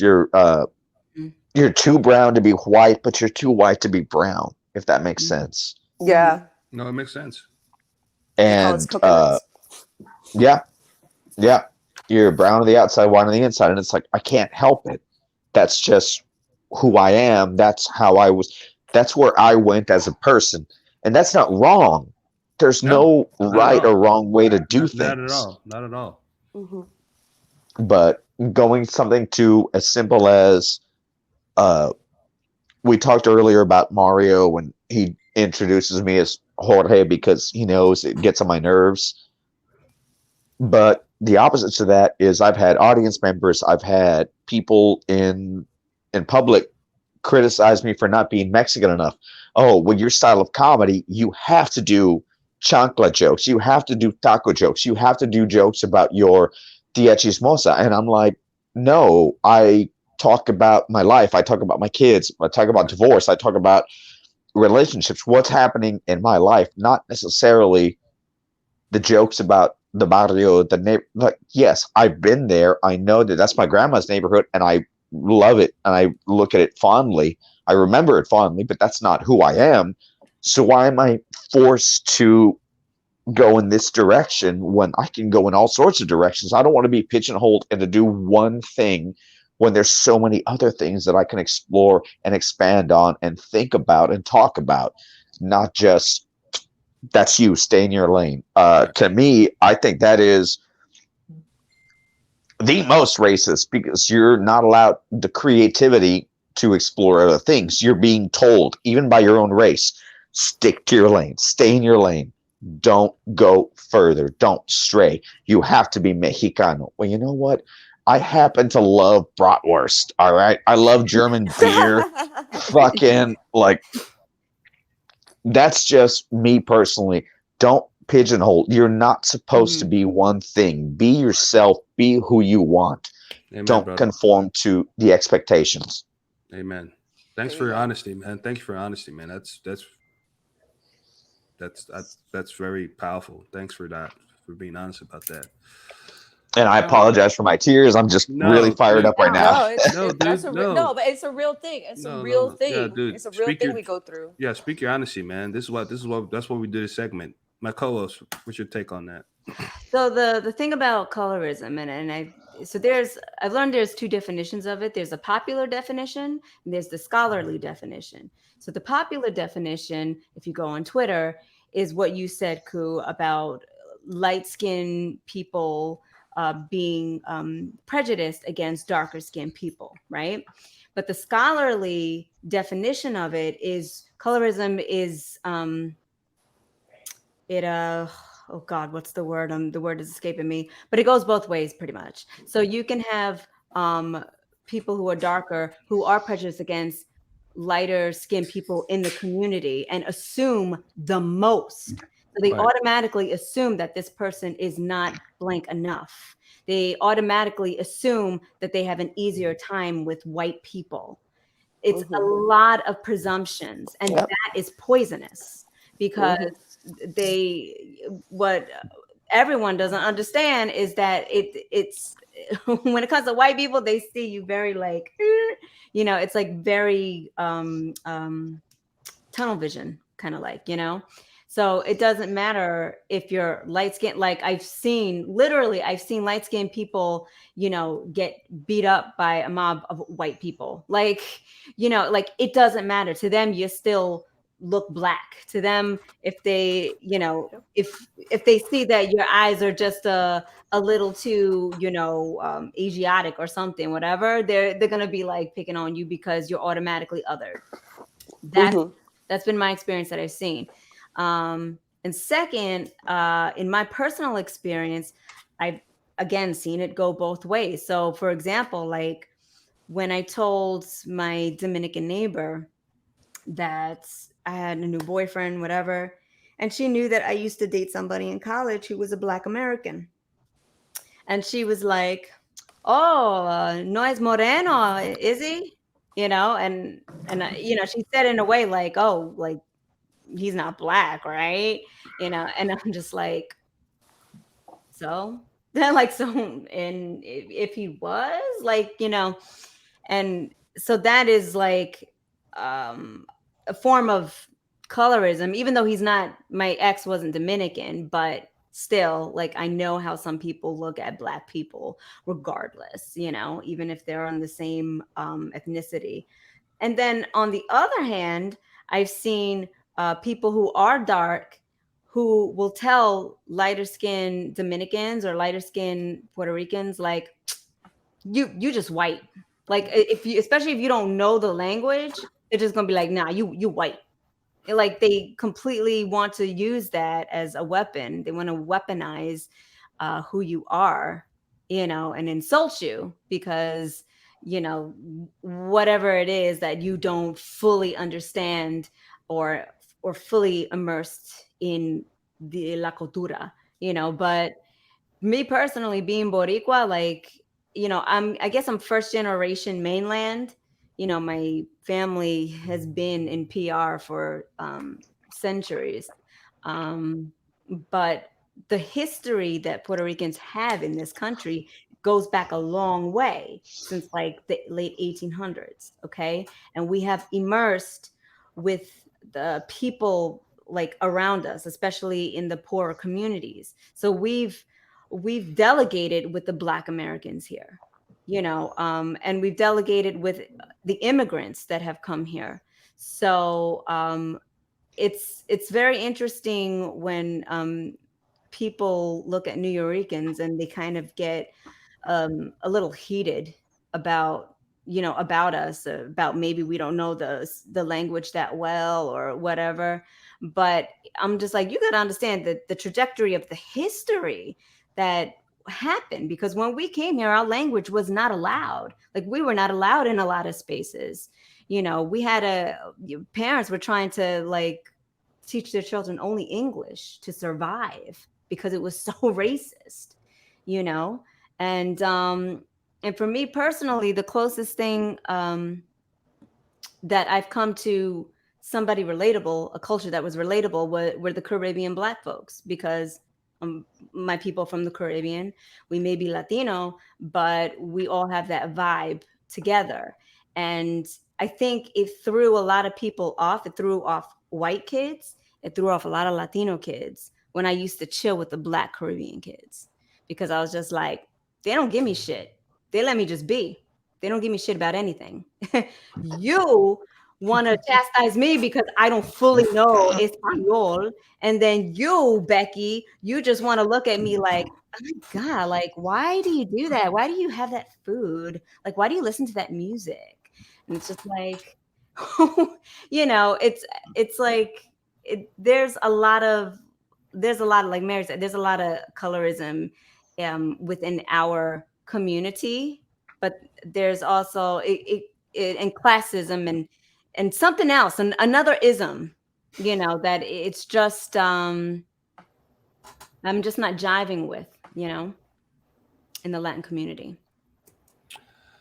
So, Mary, you was about to say something. What you about to say real quick? Oh, I was just going to say, it's an issue when people can come up to you. And I don't know if Sarah, if you've had this, but people come up to me and they're like, oh, you're half, right? quarter. Like, why the hell do I have to justify how much Latina I am for you to accept me? Like, the fact that they feel okay to even ask that question is like, we've got a problem. Yeah. So, and this is my follow-up question because this is very, very heavy. Like Big Mac just said, is getting heavy. But yeah, this is what we do.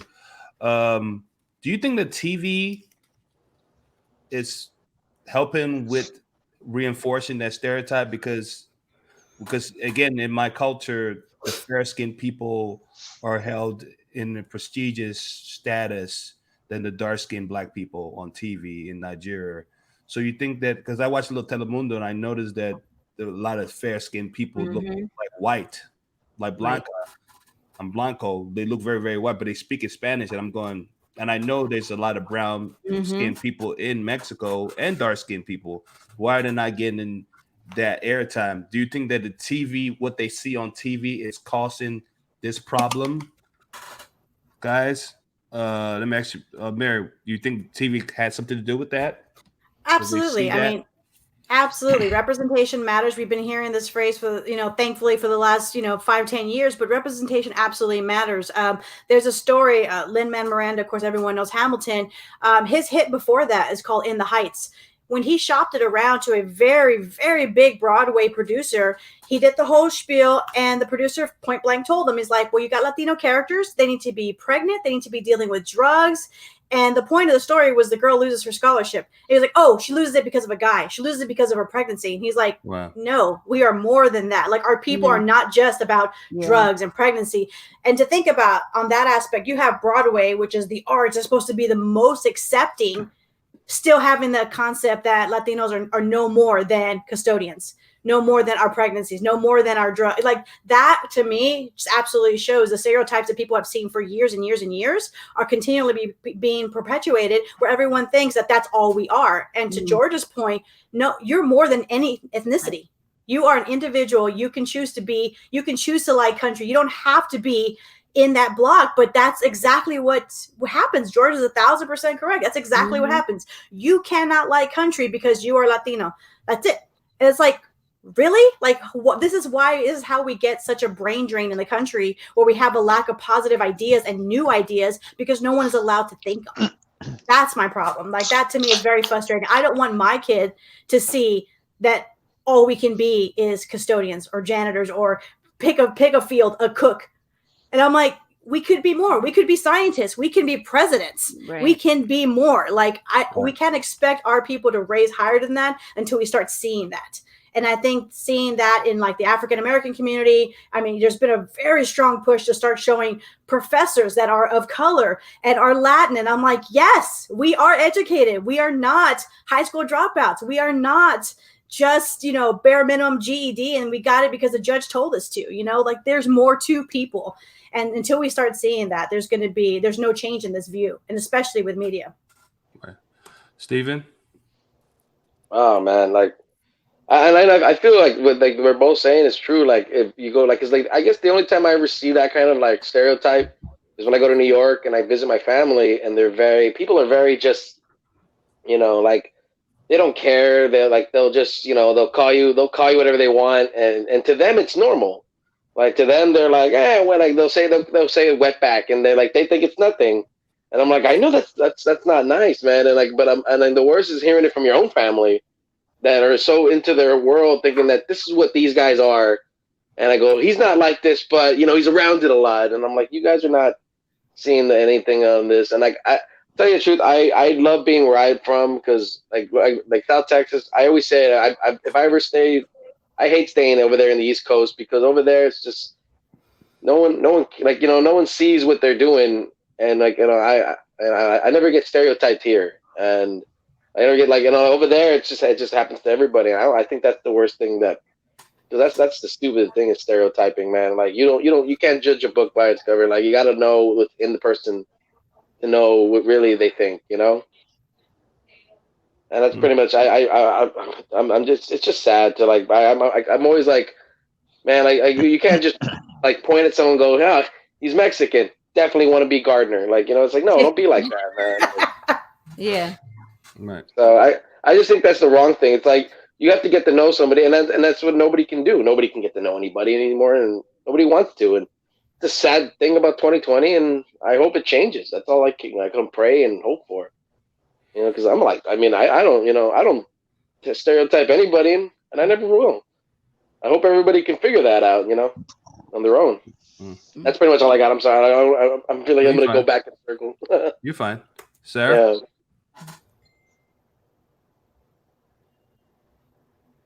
Hold on, I'm charging my phone and trying to plug in my headphones at the same time because iPhone is a genius. I definitely think that we need more representation in the media for Mexicans. You know, I've been watching some old films, you know, and everything. I was watching The Three Amigos recently with Steve Martin and Martin Short and Chevy Chase, and I saw another Latino movie that was Banditas with Selma Hayek and I saw that. Yeah. And, Oh, dude, I love Selma Hayek. And Penelope Cruz. Penelope Cruz. Yeah. And I was watching those movies and I was like, oh, you know, these are some of my favorite movies. And I was like, why do they have to cast the ugliest Mexicans? Everyone that was a real Mexican was just ugly in the face, crooked teeth, like and I was like, what kind of representation is that for us though? You know what I mean? Like they couldn't find like a good looking, you know, dark skinned boy. Like, trust me, I know several. I mean, I would have hit them up, you know, but like the casting and everything, like the representation is real, dude. Because if you don't see yourself represented in mainstream media, then you start to believe what you see. Yeah. And other people start to believe what they see. And so they see just a bunch of ugly Mexicans. They're like, oh, Mexicans are dark, dirty, ugly, poor, you know, just all these stereotypes of Mexico. And it's like, have you ever really been to Mexico? I've gone across just to get cheaper medicine. And trust me, it doesn't look anything like that. Like they have paved roads and everything. You know what I'm saying? Like they have a healthcare system that's better than ours. All right. So don't be talking shit about Mexicans in these fucking movies. Like it's frustrating to see because it's like we don't get equal representation unless she's a hot Latina. She's gonna end up pregnant and barefoot, and you know, or some shit. And it's just like, why is that always the narrative about Mexicans? Why is that always the narrative about the Latino community, Latinas in general? Why is that always the narrative? Why can't we have a hero? Our best Mexican hero right now, even though Selena passed away, is that guy from fucking Ant-Man. Oh, John Pena. Yeah. John Pena. That's who we have. That's who we have. Well. Like, really? Name anyone else. I dare you. Name another. I mean, Danny Trejo. Nobody He is great. He's a great, amazing actor. But he's a little ugly in the face. You know what I'm saying? And I don't stand for that shit. I don't stand for that shit because we should have better representation in the media. Yeah, absolutely. But yeah, fucking Machete is awesome. Right. What about you, George? It's interesting because going back to you mentioned that if you look at like the Telemundo novelas, there's a bunch of white people being represented as Mexicans, and that's actually kind of accurate. If you look at Monterrey, there's a lot of German immigrants that moved to Mexico. Yeah, they migrated. So there is a heavy German influence in cities like Monterrey, San Luis Potosí. Like fun story real quick. I was in the Army. I'm being deployed overseas. We got a night in Germany. I'm in a bar in Germany. I'm super excited. I'm like, oh my God, like this is awesome. I'm in a German bar. I love beer. And I go to the bartender and I said, yeah, let me get your most popular beer. And he gives me a Corona. Wow. And I was like, you fucking kidding me? Like, I'm in a fucking bar in Germany. You're giving me Mexican beer. I could have had this in Texas. And I look at the bartender and I'm like, really? And he's like, he goes, Germans love Mexican beer. And then he gave me the spiel about the breweries in Mexico that produce this beer. It's all German inspired. And he's like, yeah, it was Germans that moved to Mexico. And yeah, I hope I don't get in trouble for this. My first wife, she's half Mexican, she's half white. She's blonde hair, blue eyes. That is the Mexican side. And she gets dark-skinned Hispanics who will speak Spanish thinking that she doesn't know what they're saying. And she's like, by the way, hablo español muy bien. And then they're freaked out about it because, oh shit, we're talking all sorts of shit about her. So as far as the media, the representation of Hispanics being, we're not all brown. There are blonde hair, blue eyes. I've got one of my kids is blonde hair, blue eyes. He's straight up Latino. He's straight up Mexican. So as far as the media, the portrayal, we're not all brown. We're of all types. You see really dark-skinned Mexicans. You see really white, light-skinned Mexicans. I mean, it's a melting pot. So you can't judge a book based on its cover. It's everywhere. We're all one. We're everyone. We're all together, and it's an interesting, I don't know, dynamic. It's weird. And when you have those light-skinned Hispanics, Mexicans, even, like I said, my first wife, she gets dismissed for not being, again, Mexican enough, based off of you're blonde, you're not Mexican. Like, you can't be, because you don't have the open mind to say, well, there are German immigrants that live in Mexico. I mean, it's closed-minded. Just open yourself and be aware that people come from all over and they migrate all over based on what's convenient in looking for jobs in the socioeconomic setting. You don't know who anyone is, so don't. Basically, I mean, I guess the gist of the whole rant is don't judge. You never know someone's backstory. You don't know where they came from. You don't know who they are, who their ancestors are, how they got here. You don't know their story, so don't fucking be quick on the trigger to say shit. Listen, do more listening than talking, and we'll get along famously. No, I understand what you're saying, George. But what I'm saying is, and Freddie Mac just said that they don't have a lot of dark-skinned people on the novellas and the Telemundos and the Univisions, you know what I mean? And they do have that. Because I'm tired of talking to my Mexican friends and they'll be like, yo, we have dark-skinned Mexicans all the time. But I don't see them on TV. Right. They're not represented on them shows. They get the fair-skinned people or the white-looking people, and they just, and it's just like, is it a human thing that we're attracted to light stuff? Is it an attraction to human? We just like something that's bright. Is that attraction to that? And we push aside darkness. Anything that's dark, I don't know if it's a human. I don't think that's a human trait. Yeah, I don't think it's a human trait. I think that is show business showcasing things that they think will sell, things that they think will be popular, and that might just be a numbers game. We don't know because we are the minority. So I mean, if that's the case, I don't believe that people's perception is the problem. I think that comes from show business and what they think is popular. And normally what they think is popular is way fucking out of whack with what actually is. Mm-hmm. What is common thought, what is common belief.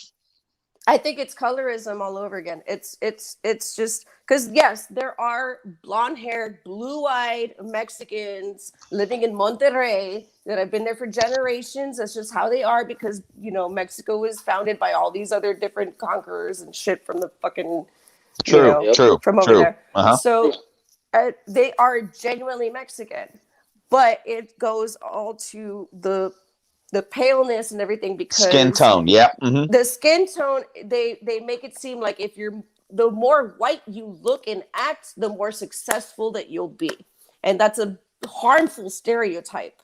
Yeah. That's a very Agreed. harmful stereotype that a lot of people keep with, and especially you see it in the movie industries and things like that. If you're brown or black or whatever, you have to look ugly. If you're white or you're fair skinned, they make you the star, and it's just. It's how the white people want to see themselves represented and still feel good about themselves. I don't know. That's my opinion. No, that's right. Word. Yeah, that's on the co-host. What's your take on that? Me. Yeah, I definitely feel the media. I mean, the media is everything. That's why people spend billions of dollars to really catch the attention of large audiences, because it really does change the scope of society. It changes constructs. I know when I visited Mexico, I went to Cancun last year, and I was shocked that all the billboards, literally every single billboard that I passed in the area, they didn't even feature Latinos. It was just like straight white people, just white people on the bill. They're placating the tourists. Yeah. Yeah, like not. And meanwhile, like most of the people there, like you could tell that they were Mexicanos, even if they were light skinned. Like I could tell that they were Mexicanos, and a lot of indigenous ones too. I'm just like, what the F? Like what? I couldn't believe what I saw on these billboards. And it's kind of like a worldwide thing too. I mean, you even go to places like China, and they've always had this obsession with being lighter and whiter. Like they go through such extremes sometimes to get, like the bleaching creams and stuff. That's very popular in areas where there are a lot of brown and black people. And it's media, it's marketing. So when you have that, when you have control of that, you control the narrative basically. Right. And throughout the years, they've always controlled the narrative on how people see Black people, especially Latinos. Oh, we're all criminals and we're all drug dealers, that kind of thing. Or hot, we can't be like, we can't have nuance in our lives, and I think that's also the same thing with a lot of Black actors that are hired. There's always been a lack of nuance with their characters, not a very strong character development. And media most definitely plays a part. I mean, I can think of one Latin actor that actually had a great part, and that was Jimmy Smits. Like, he was the only one out of all the Latinos that actually had like a part where he was a police officer, where he was, somebody else doing like some important, he was a lawyer, things that normally that we're not seen as or part of, and I know for myself, when I get casted for movies, I swear to God, like there was a director who's just like, oh, I want you to put on an accent, to put on a Latina accent, and yes, okay, and I'm just like, Rosie Perez, yeah, Yes, Rosie Perez a little bit toned down, but because Rosie get like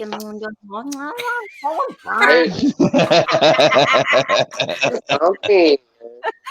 But I've been asked to do that Latin accent, and I'm just like, why can't I just be myself? Like, I think my accent is pretty good enough. I mean, I can change it up a little bit, but you're just asking me to play a complete stereotype. And I get it. Mm-hmm. Sometimes I walk the stereotype. Sometimes I'm a walking stereotype. I get it. I'll admit it. I'm a walking stereotype sometimes, but I don't want to necessarily be consistently seen as just that. I'm multidimensional. I'm not a one-trick pony. yes. Amen. I really believe. I just think it's just a flaws in the human trait, because everybody's saying the same thing, and I could say the same thing in my culture. I just because it's what they market. Yep. Like, you never see Black Diamond. You know what I mean? It's a thing. What they market, What's high on the Dow Jones? Diamonds or gold? Yeah. You know what I mean? So it's just we just like shiny thing. That's why the movie Lord of the Rings would not been as successful if that character wasn't obsessed with the ring, because it was a shiny object, like my precious. And I think that's what the human it's a flaw in the human DNA that we have to. The brighter it is, the better it is, and the dark skin it is. They put it in. You're a criminal. You're evil. You sell drugs. You're in the dark. And unfortunately, that's what some white people use to market themselves as the white knight. Clear example, the white knight, here to save the day from evil. And that's big business. Yeah, and everybody on here, and here's the crazy part. I've only asked one question today, and you guys, it took off the whole literally hour. Because it's true, it's affecting, it's a thing. It's affects society. I can't tell you how it's going to, if it's going to get better, but I will say it just starts from individual. Because everybody on this panel is an individual. Everybody has their own unique. Yes, y'all might be brown skinned, but all of y'all have all individuality, and you're all different. And it's so harmful to just put everybody in the same category. And that's what Trump is, what he is, because that's what Trump sold on. That's what got the journey of Trump's presidency, when he said Mexicans, when they come here, they sell drugs, they raping, but it's some good people. Because of what they see on TV. And that was the weapon that he used to get his point across. No, yeah. Yeah, cool. I just sent you something, and this was a commercial PSA that I grew up with. It was an anti-drug PSA. You got to play this, because this is the mindset of how the media. Do it. I'm about to do it right now. I'm about to pull up right now. I want to see this. Yeah. Here we go.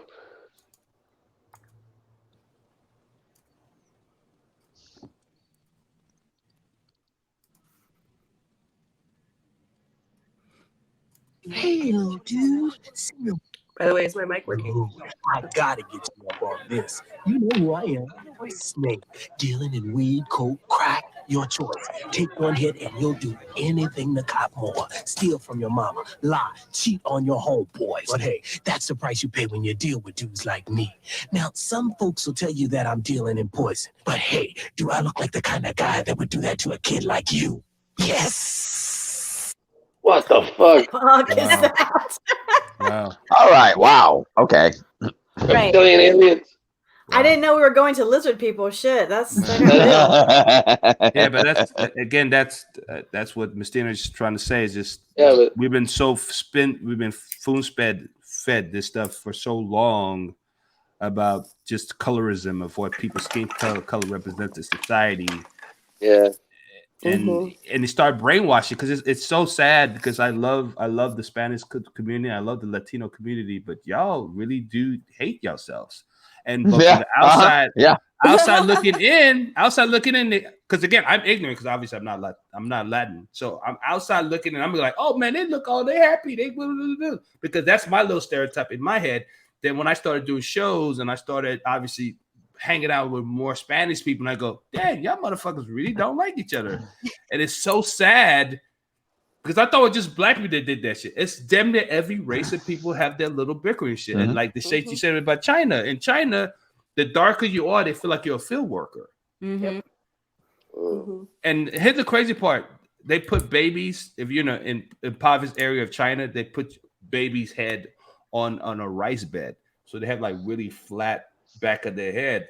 So that's how some rich people could tell if you had wealthy family or not, by the shape of the back of your head. Wow.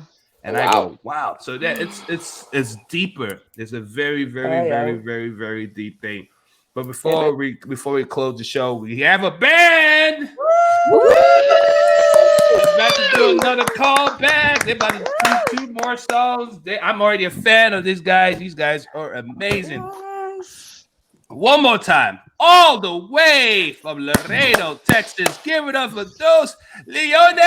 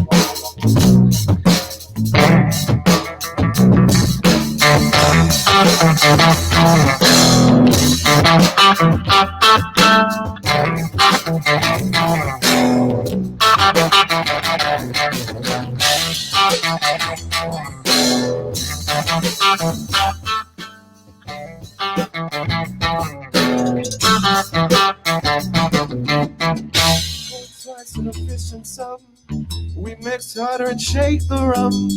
Doesn't matter if I chase the love, I stare loosely at the patterns on how your undressing's done. I'm more drunk in my deepest sleep, probably drunk every time I think. I'm not a drug addict, but I built a drug habit, and you're still at it with my body weak. I ain't gonna go on forever, cause I need to put flight upon your feather. Cause I need to be right on what I treasure.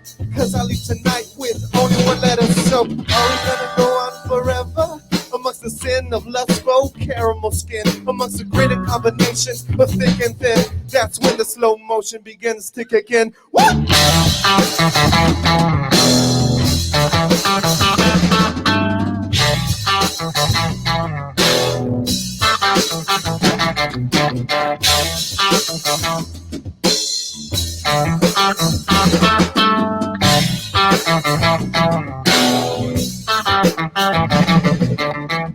Tied me up across the room, down to a chair blindfolded too. Around my neck she snuck a hand, unbuckled the leather slipping out of every loop. Oh, but what a trick she played, realizing she controlled the game. And the belt was tied around my neck, I lost connection with the message she sent. Like, are we gonna go on forever? A premeditated kill, she's a go-getter. Anyway, I feel my breathing isn't better. Got my neck still, but you know I wouldn't let her. So, are we gonna go on forever? She said, relax and stay still. Enjoy the refill, she went down to the center.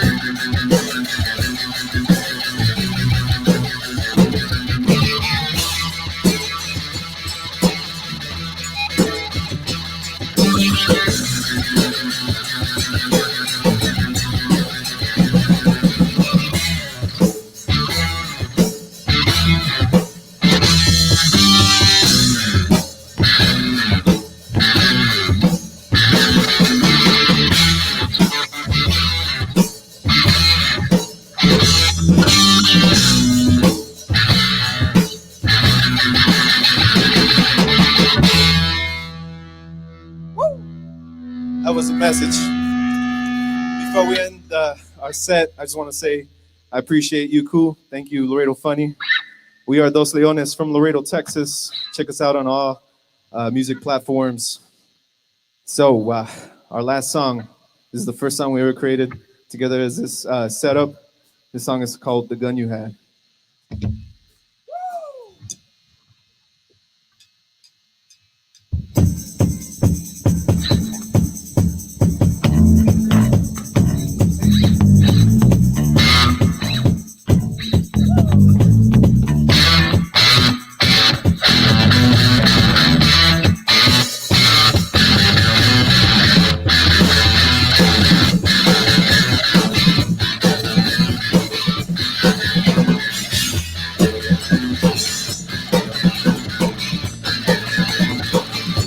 I don't know how you kiss my mouth before I speak. Romancing faces round these places shook on me. I wish that I could do something for you. You know that I'm a fool for someone like you. If there's anything that I can do, tell me so. Do something for you. Now is the time I love. You have every reason to live it up. Reaching for the gun you had instead. Reaching on the blood, no need to run. Now. Hey.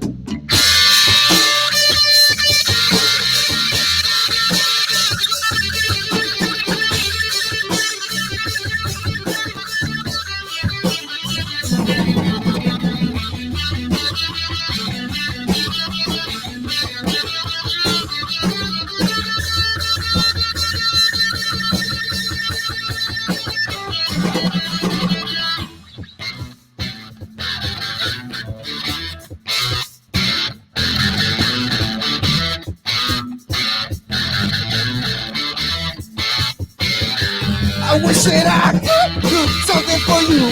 You know that I'm a fool for someone like you. If there's anything that I can do, tell me so I can do something for you. Now is the time I love. You have every reason to live it up. Reaching for the gun you have instead. Reaching for the blood, no need to run. Thank you.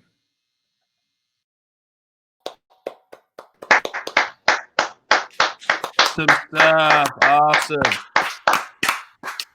Where did we lose him? Did we lose him? Boom. There you go. Good job. Good job. Good job. Yeah. That was, ladies and Dos Leones. You know what I love, my co-host? You know what I love, Mistina? They did all original songs. They didn't take I no love it. chances. They didn't do no I covers. would totally see them live in concert. So do you guys do cover songs, Justin? No, we haven't. We've never done it. It's just original music. Wow. That's Yes, dope, man. stay pure. That is so dope. That is so dope, man. Trust me, we've had a lot of acts. We've had a right, bravo. We've had a lot of acts on our show, but I've never seen Mistina. Mistina was like jamming with you guys. She was loving it. She was loving it. Y'all funky for real, like literally, y'all funky. Hell yeah, man. How long y'all been a band? We actually are in a new setup. We used to be a 4-man group. We moved as a 3 group and just created whole music from scratch. Probably last year in, I want to say, October. So it's almost been a year as this new setup. Nice. I love it, man. It's good. It's definitely a 3-man band like Green Day. I like that. That's fucking badass, man. Yeah. So what made y'all want to be a rock band? Are y'all a rock band? What style? What do y'all describe? How do y'all describe y'all style? What is it? It's a good question. Well, we just love bringing energy, but we have to categorize ourselves, for the industry. Right. So we put ourselves like alternative funk, psychedelic rock. Yeah. No, definitely. Yeah. Jimi Hendrix would be proud, man, for real. Like, I mean, you guys are definitely throwback for sure. Throwback. Yeah. So I noticed that during the show, I don't put you on the spotlight, but I am gonna put this. I noticed you were watching the show. What was your take about the panel talking about colorism? Hell yeah, dude. We were laughing. We were enjoying it, man. All I want to say is, like, you know, that last segment that y'all had, it was like, I think everyone's looking for an answer, you know, to and there's not one answer, but the only answer I can think of is love, man. Like, love above all, you know. That's all I can think of, because we all are looking for that one answer. Like, how can we make things better? And we really need to look past everything, because it is in the past, and For like sure. love now. But do your family members give you guys shit for doing quote unquote white people music? Do they give y'all shit for that? Or? Every artist, right? Yeah, because they say you need to do some more Mishati, some fucking Tejano music and shit. Yeah, especially here in Laredo, a lot of people ask us to play like cumbias and shit, and we're like, come on, man. That's funny. That's all about, because I know they were gonna ask you, like, you know any mariachi music? I'm like, no, I don't. You know what? You know what? The next time somebody tells you to play cumbia, just come out dressed as Selena. Oh shit! And do the same song. Just like Selena, Right. and do the same exact songs. Just do the same shit and Right. confuse the fuck out of them. Like, holy shit, you're gonna see heads exploding. Yes. I'm like, what the fuck? This is too much. This is too crazy. All right, man. So this is time for the show. We got the music act, our panel. We do word of the day. So word of the day, we're gonna. I guess since you guys are the last to join the panel, so those Justin, what is your word of the day, sir, and why? Chingo. That's a bad word. I know that's a fucking bad word. Why are you doing chingo? Why chingo? Why chingo? Why is that the word? Chingo is like, goddamn. That's what it means. Yeah. Well, I know what that means, but why do you pick chingo? But it could be like, you know, a positive thing too. It's like, but mostly used for like bad word. Yeah. Do you speak Spanish, Justin? Not as good as this guy. Who's the drum? Who's the drum? Point the camera to the drum. We got Caleb on drums. Caleb? Yeah, he's an animal. And this is my little brother, Trey. Trey, Yeah, you on know bass. what? I didn't want to be racist, but I'm saying, damn, they kind of look alike. If I was a cop, I'm like, I knew it. I knew they all look alike.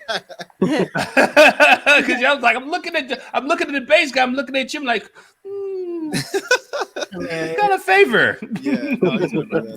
That's okay. So chinga. Okay, cool. Steven, what's your word?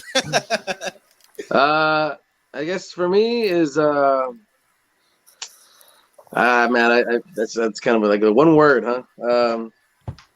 Just I guess passion. You know, passionate is like, I guess, is that word? I guess. Passionate. You going with passionate? Why passionate? Because I've loved comedy my whole life, and I've, you know, just been happy to blessed to be start doing it and been doing it, like, you know, not putting my foot off the pedal. And I just think that whatever you're passionate at, that's what you got to keep doing. You got to always be putting your foot on the gas and wanting to keep going, you know. And I don't want ever to stop, and I'm passionate about it. And whoever doesn't feel the same way, maybe you don't like it the same way. And that's just that's my word, I guess. I'm Fair just enough. passionate, you know? I love it. Mary, what's your word of the day? My word of the day is survival. I think we as a society right now are in survival mode. We're too quick to dehumanize. We're too quick to judge. Until we get out of this survival mode, then we can really start thriving. Can we really evolve as a culture? So survival is my word of the day. Sweet. George, what's your word? Positivity.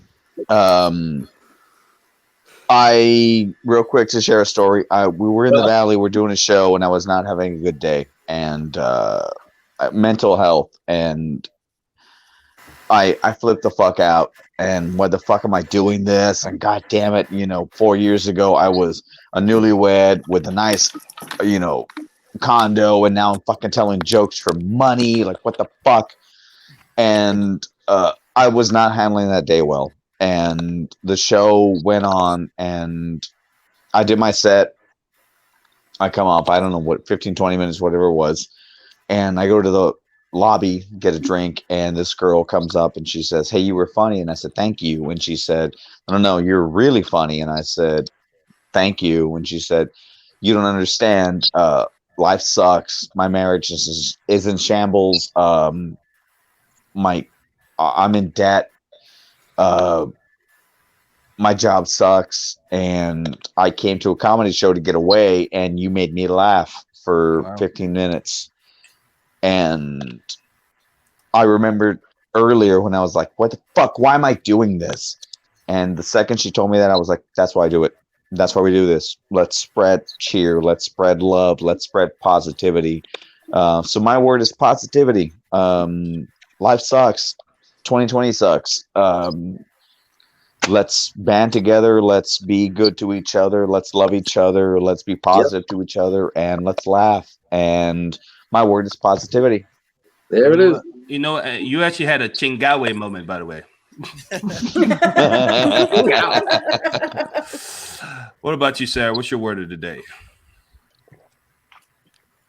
Can you hear me, guys? Can you hear me clearly? Yes. Yes, ma'am. Okay, yeah, because my phone's about to die. My word of the no. day would probably be humility. Everyone is going through their own struggle right now. Everyone is just working their best to try to live life, and we need to stay humble and recognize, you know, the different struggles that we're all going through. And instead of thinking that we're all, you know, that we're right all the time, or instead of thinking that, you know, we're our opinion is the best, or that we're the best, or whatever have you, always reflect and find your humility and realize that we're all just people. Right. We're all just, you know, going through our own thing. And be happy for others when they do good things. Absolutely. That's it. Oh yeah! Congrats on the this is Addison Arlington. You doing Arlington or Addison Improv? Yes, the Arlington Improv. Congrats on that. Yeah, Thank you so that's much. badass. It's a big stage. It's a real big stage. Yeah, I'm super excited. I'm so beyond blessed. I'll be doing the You deserve Arlington that, man. Hell Improv, yeah. Hell yeah. November 29th. November 25th. 19th. Yeah, November 19th. There you go. There you go. November 19th, Arlington Improv with Chicas Chistosas. If you haven't found them on Facebook yet, please go ahead and give us a like. Chicas Chistosas. Chica is CHICA as Chicas, and then Chistosa is CHITOSAS. So more Spanish, but please give us a like on Facebook and follow me, DM me for more ticket information for that upcoming. No doubt, no doubt. My co-host, you have a word for the people. Yes, my word of the day is coño. Coño. because every frustrating situation, terrible situation, that word has been there for me. Coño. Isn't that like Cuban or Puerto Rican for culero? Yeah, you know, it's my grandpa said that all the time. It's Puerto Rican. Your grandpa's Italian, so that's weird. My grandma was Italian. It's Puerto Rican for what? It's Puerto Rican, from what I heard, for the genital region. Yeah. For the bits. You know what the word I'm gonna do word of the day, but I can't. I don't know the word of the day. I gotta do 3 words. More dos leones. That's what I want. Yeah. More. Can you got one more song in y'all to jam with us? One more song. I fuck. We only rehearsed 3, but really? Come on, man. You always gotta be ready, Justin. You always gotta be ready. You gotta stay ready. I can give you the same song from earlier. The shotgun. Shotgun. Give me shotgun. Shotgun. I love shotgun. All right, let's do it. Let's do it. Yeah, you're good, brother. All right. I appreciate you. Cool. Thanks so much, man. No doubt, baby. It's all love. All right. You get a second chance. Yeah, my strap fell off when I was doing that song, and I just fucking. Well, you sold it, bro. We didn't know. You sold the shit out of that. Thank you. Woo! All right, let's do this.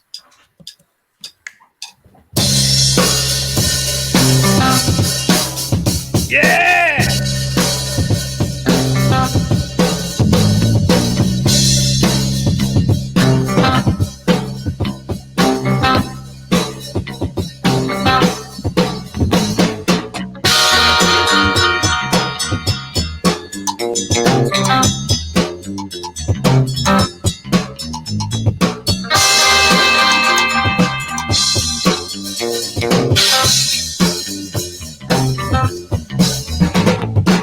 Y'all think I'm gonna rob a bank? Cause we need the money. There's a hole in my pocket, and it seems the times are coming. Oh, how the goose has gone loose. We hit the ground running. Running your mouth, getting you south. So go on and grab your shotgun, baby. So grab your shotgun, baby. So grab your shotgun, baby. So grab your shotgun, baby. I think I'm gonna rob a bank.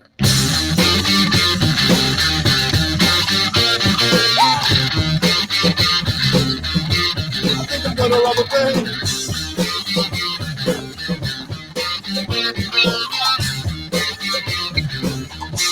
I think I'm gonna rob a bank.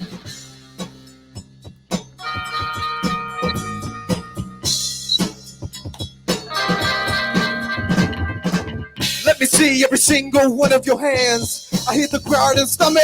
Show me the safe, I want no business that you think is funny. I'm gonna shoot nobody move. My every shot is lucky. And there ain't no doubt LPD is out. So go on and grab your shotgun, baby. So grab your shotgun, baby. So grab your shotgun, baby. Grab your shotgun, baby. I think I'm gonna rob a bank.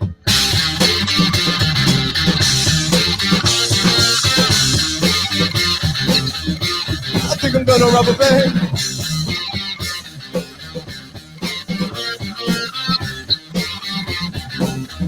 I think I'm gonna rob a bank.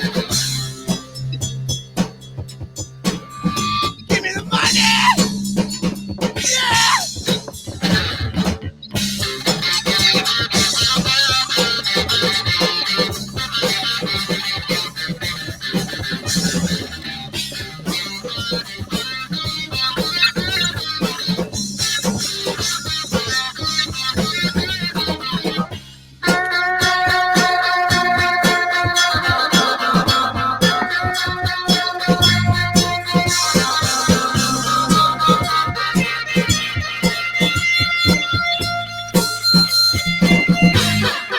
So grab your shotgun, baby. So grab your shotgun, baby. So grab your shotgun, baby. So grab your shotgun, baby.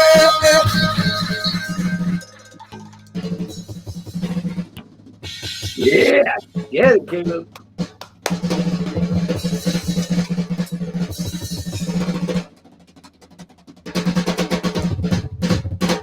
I think I'm gonna rob a bank. Yeah!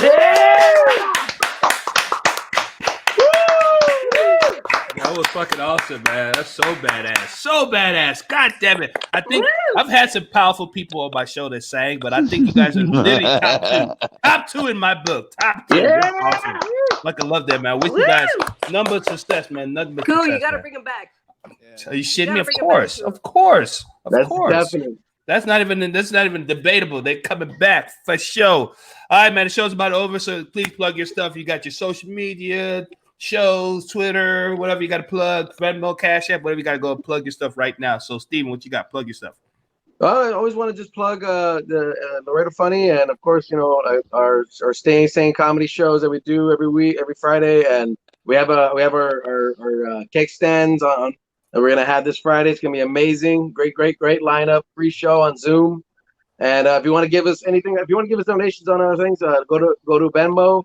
It's Venmo. I think Venmo is Laredo Funny 43 at Laredo Funny 43. And if you want to get a PayPal, it's Sara Garza Comedy. And you, like I said, man, you can check out all the great stuff that's going to be there, and check out Steven Sosa Comedy if you get a chance. Oh yeah. What about you, Mary? I just noticed you've been standing the whole time. You're crazy. Just a little bit. No, you can follow me on Twitter, M.A. Picarazzi.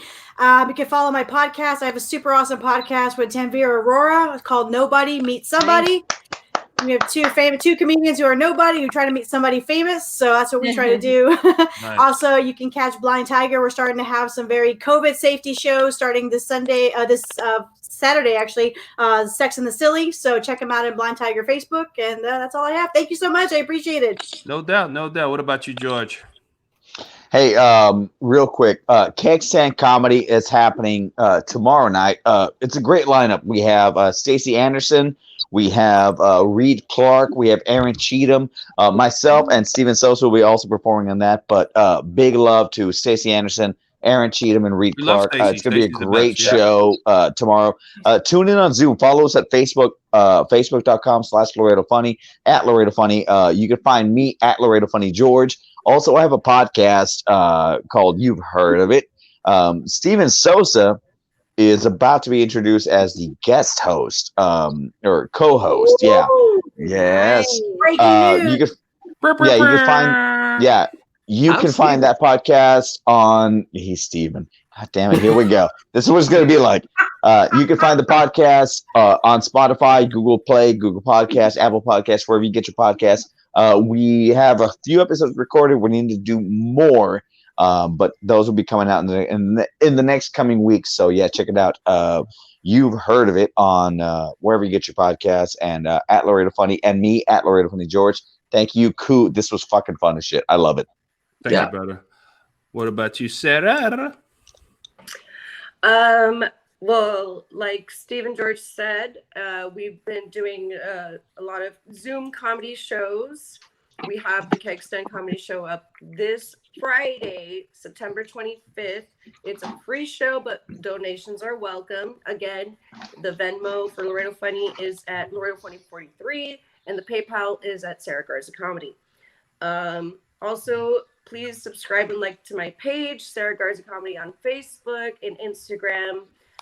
We have some great shows coming up. I already told Koo I'm going to be doing the Arlington Improv November 19th. So DM me for ticket information on that. And go ahead and like Chicas Chistosas on Facebook for that. Or just message me and I'll send you the link if you can't pronounce it. But yeah, just follow Laredo Funny for all future upcoming comedy shows here. As soon as things start opening up, we'll be bringing you down, Koo. So hopefully we're in Koo. Yeah, exactly. Breaking news, motherfucker. What about those Leones? What y'all got? Plug y'all stuff.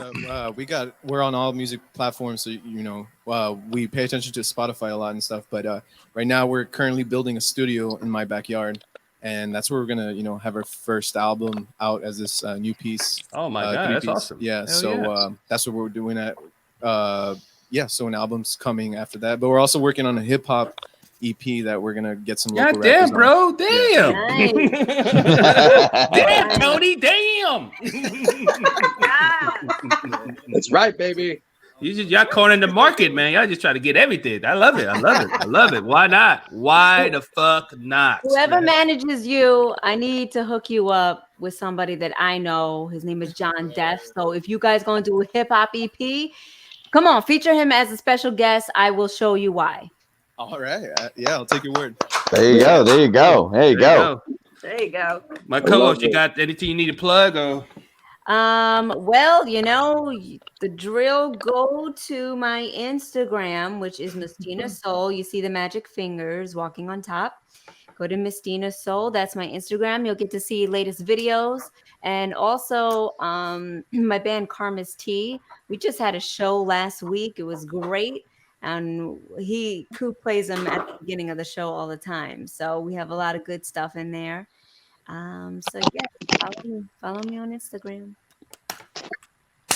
Like they said, man, please follow this lovely panel. Please follow Stephen, Mary, George, Sarah, of course, my co-host, and this band that I'm a fan of now, Dos Leones.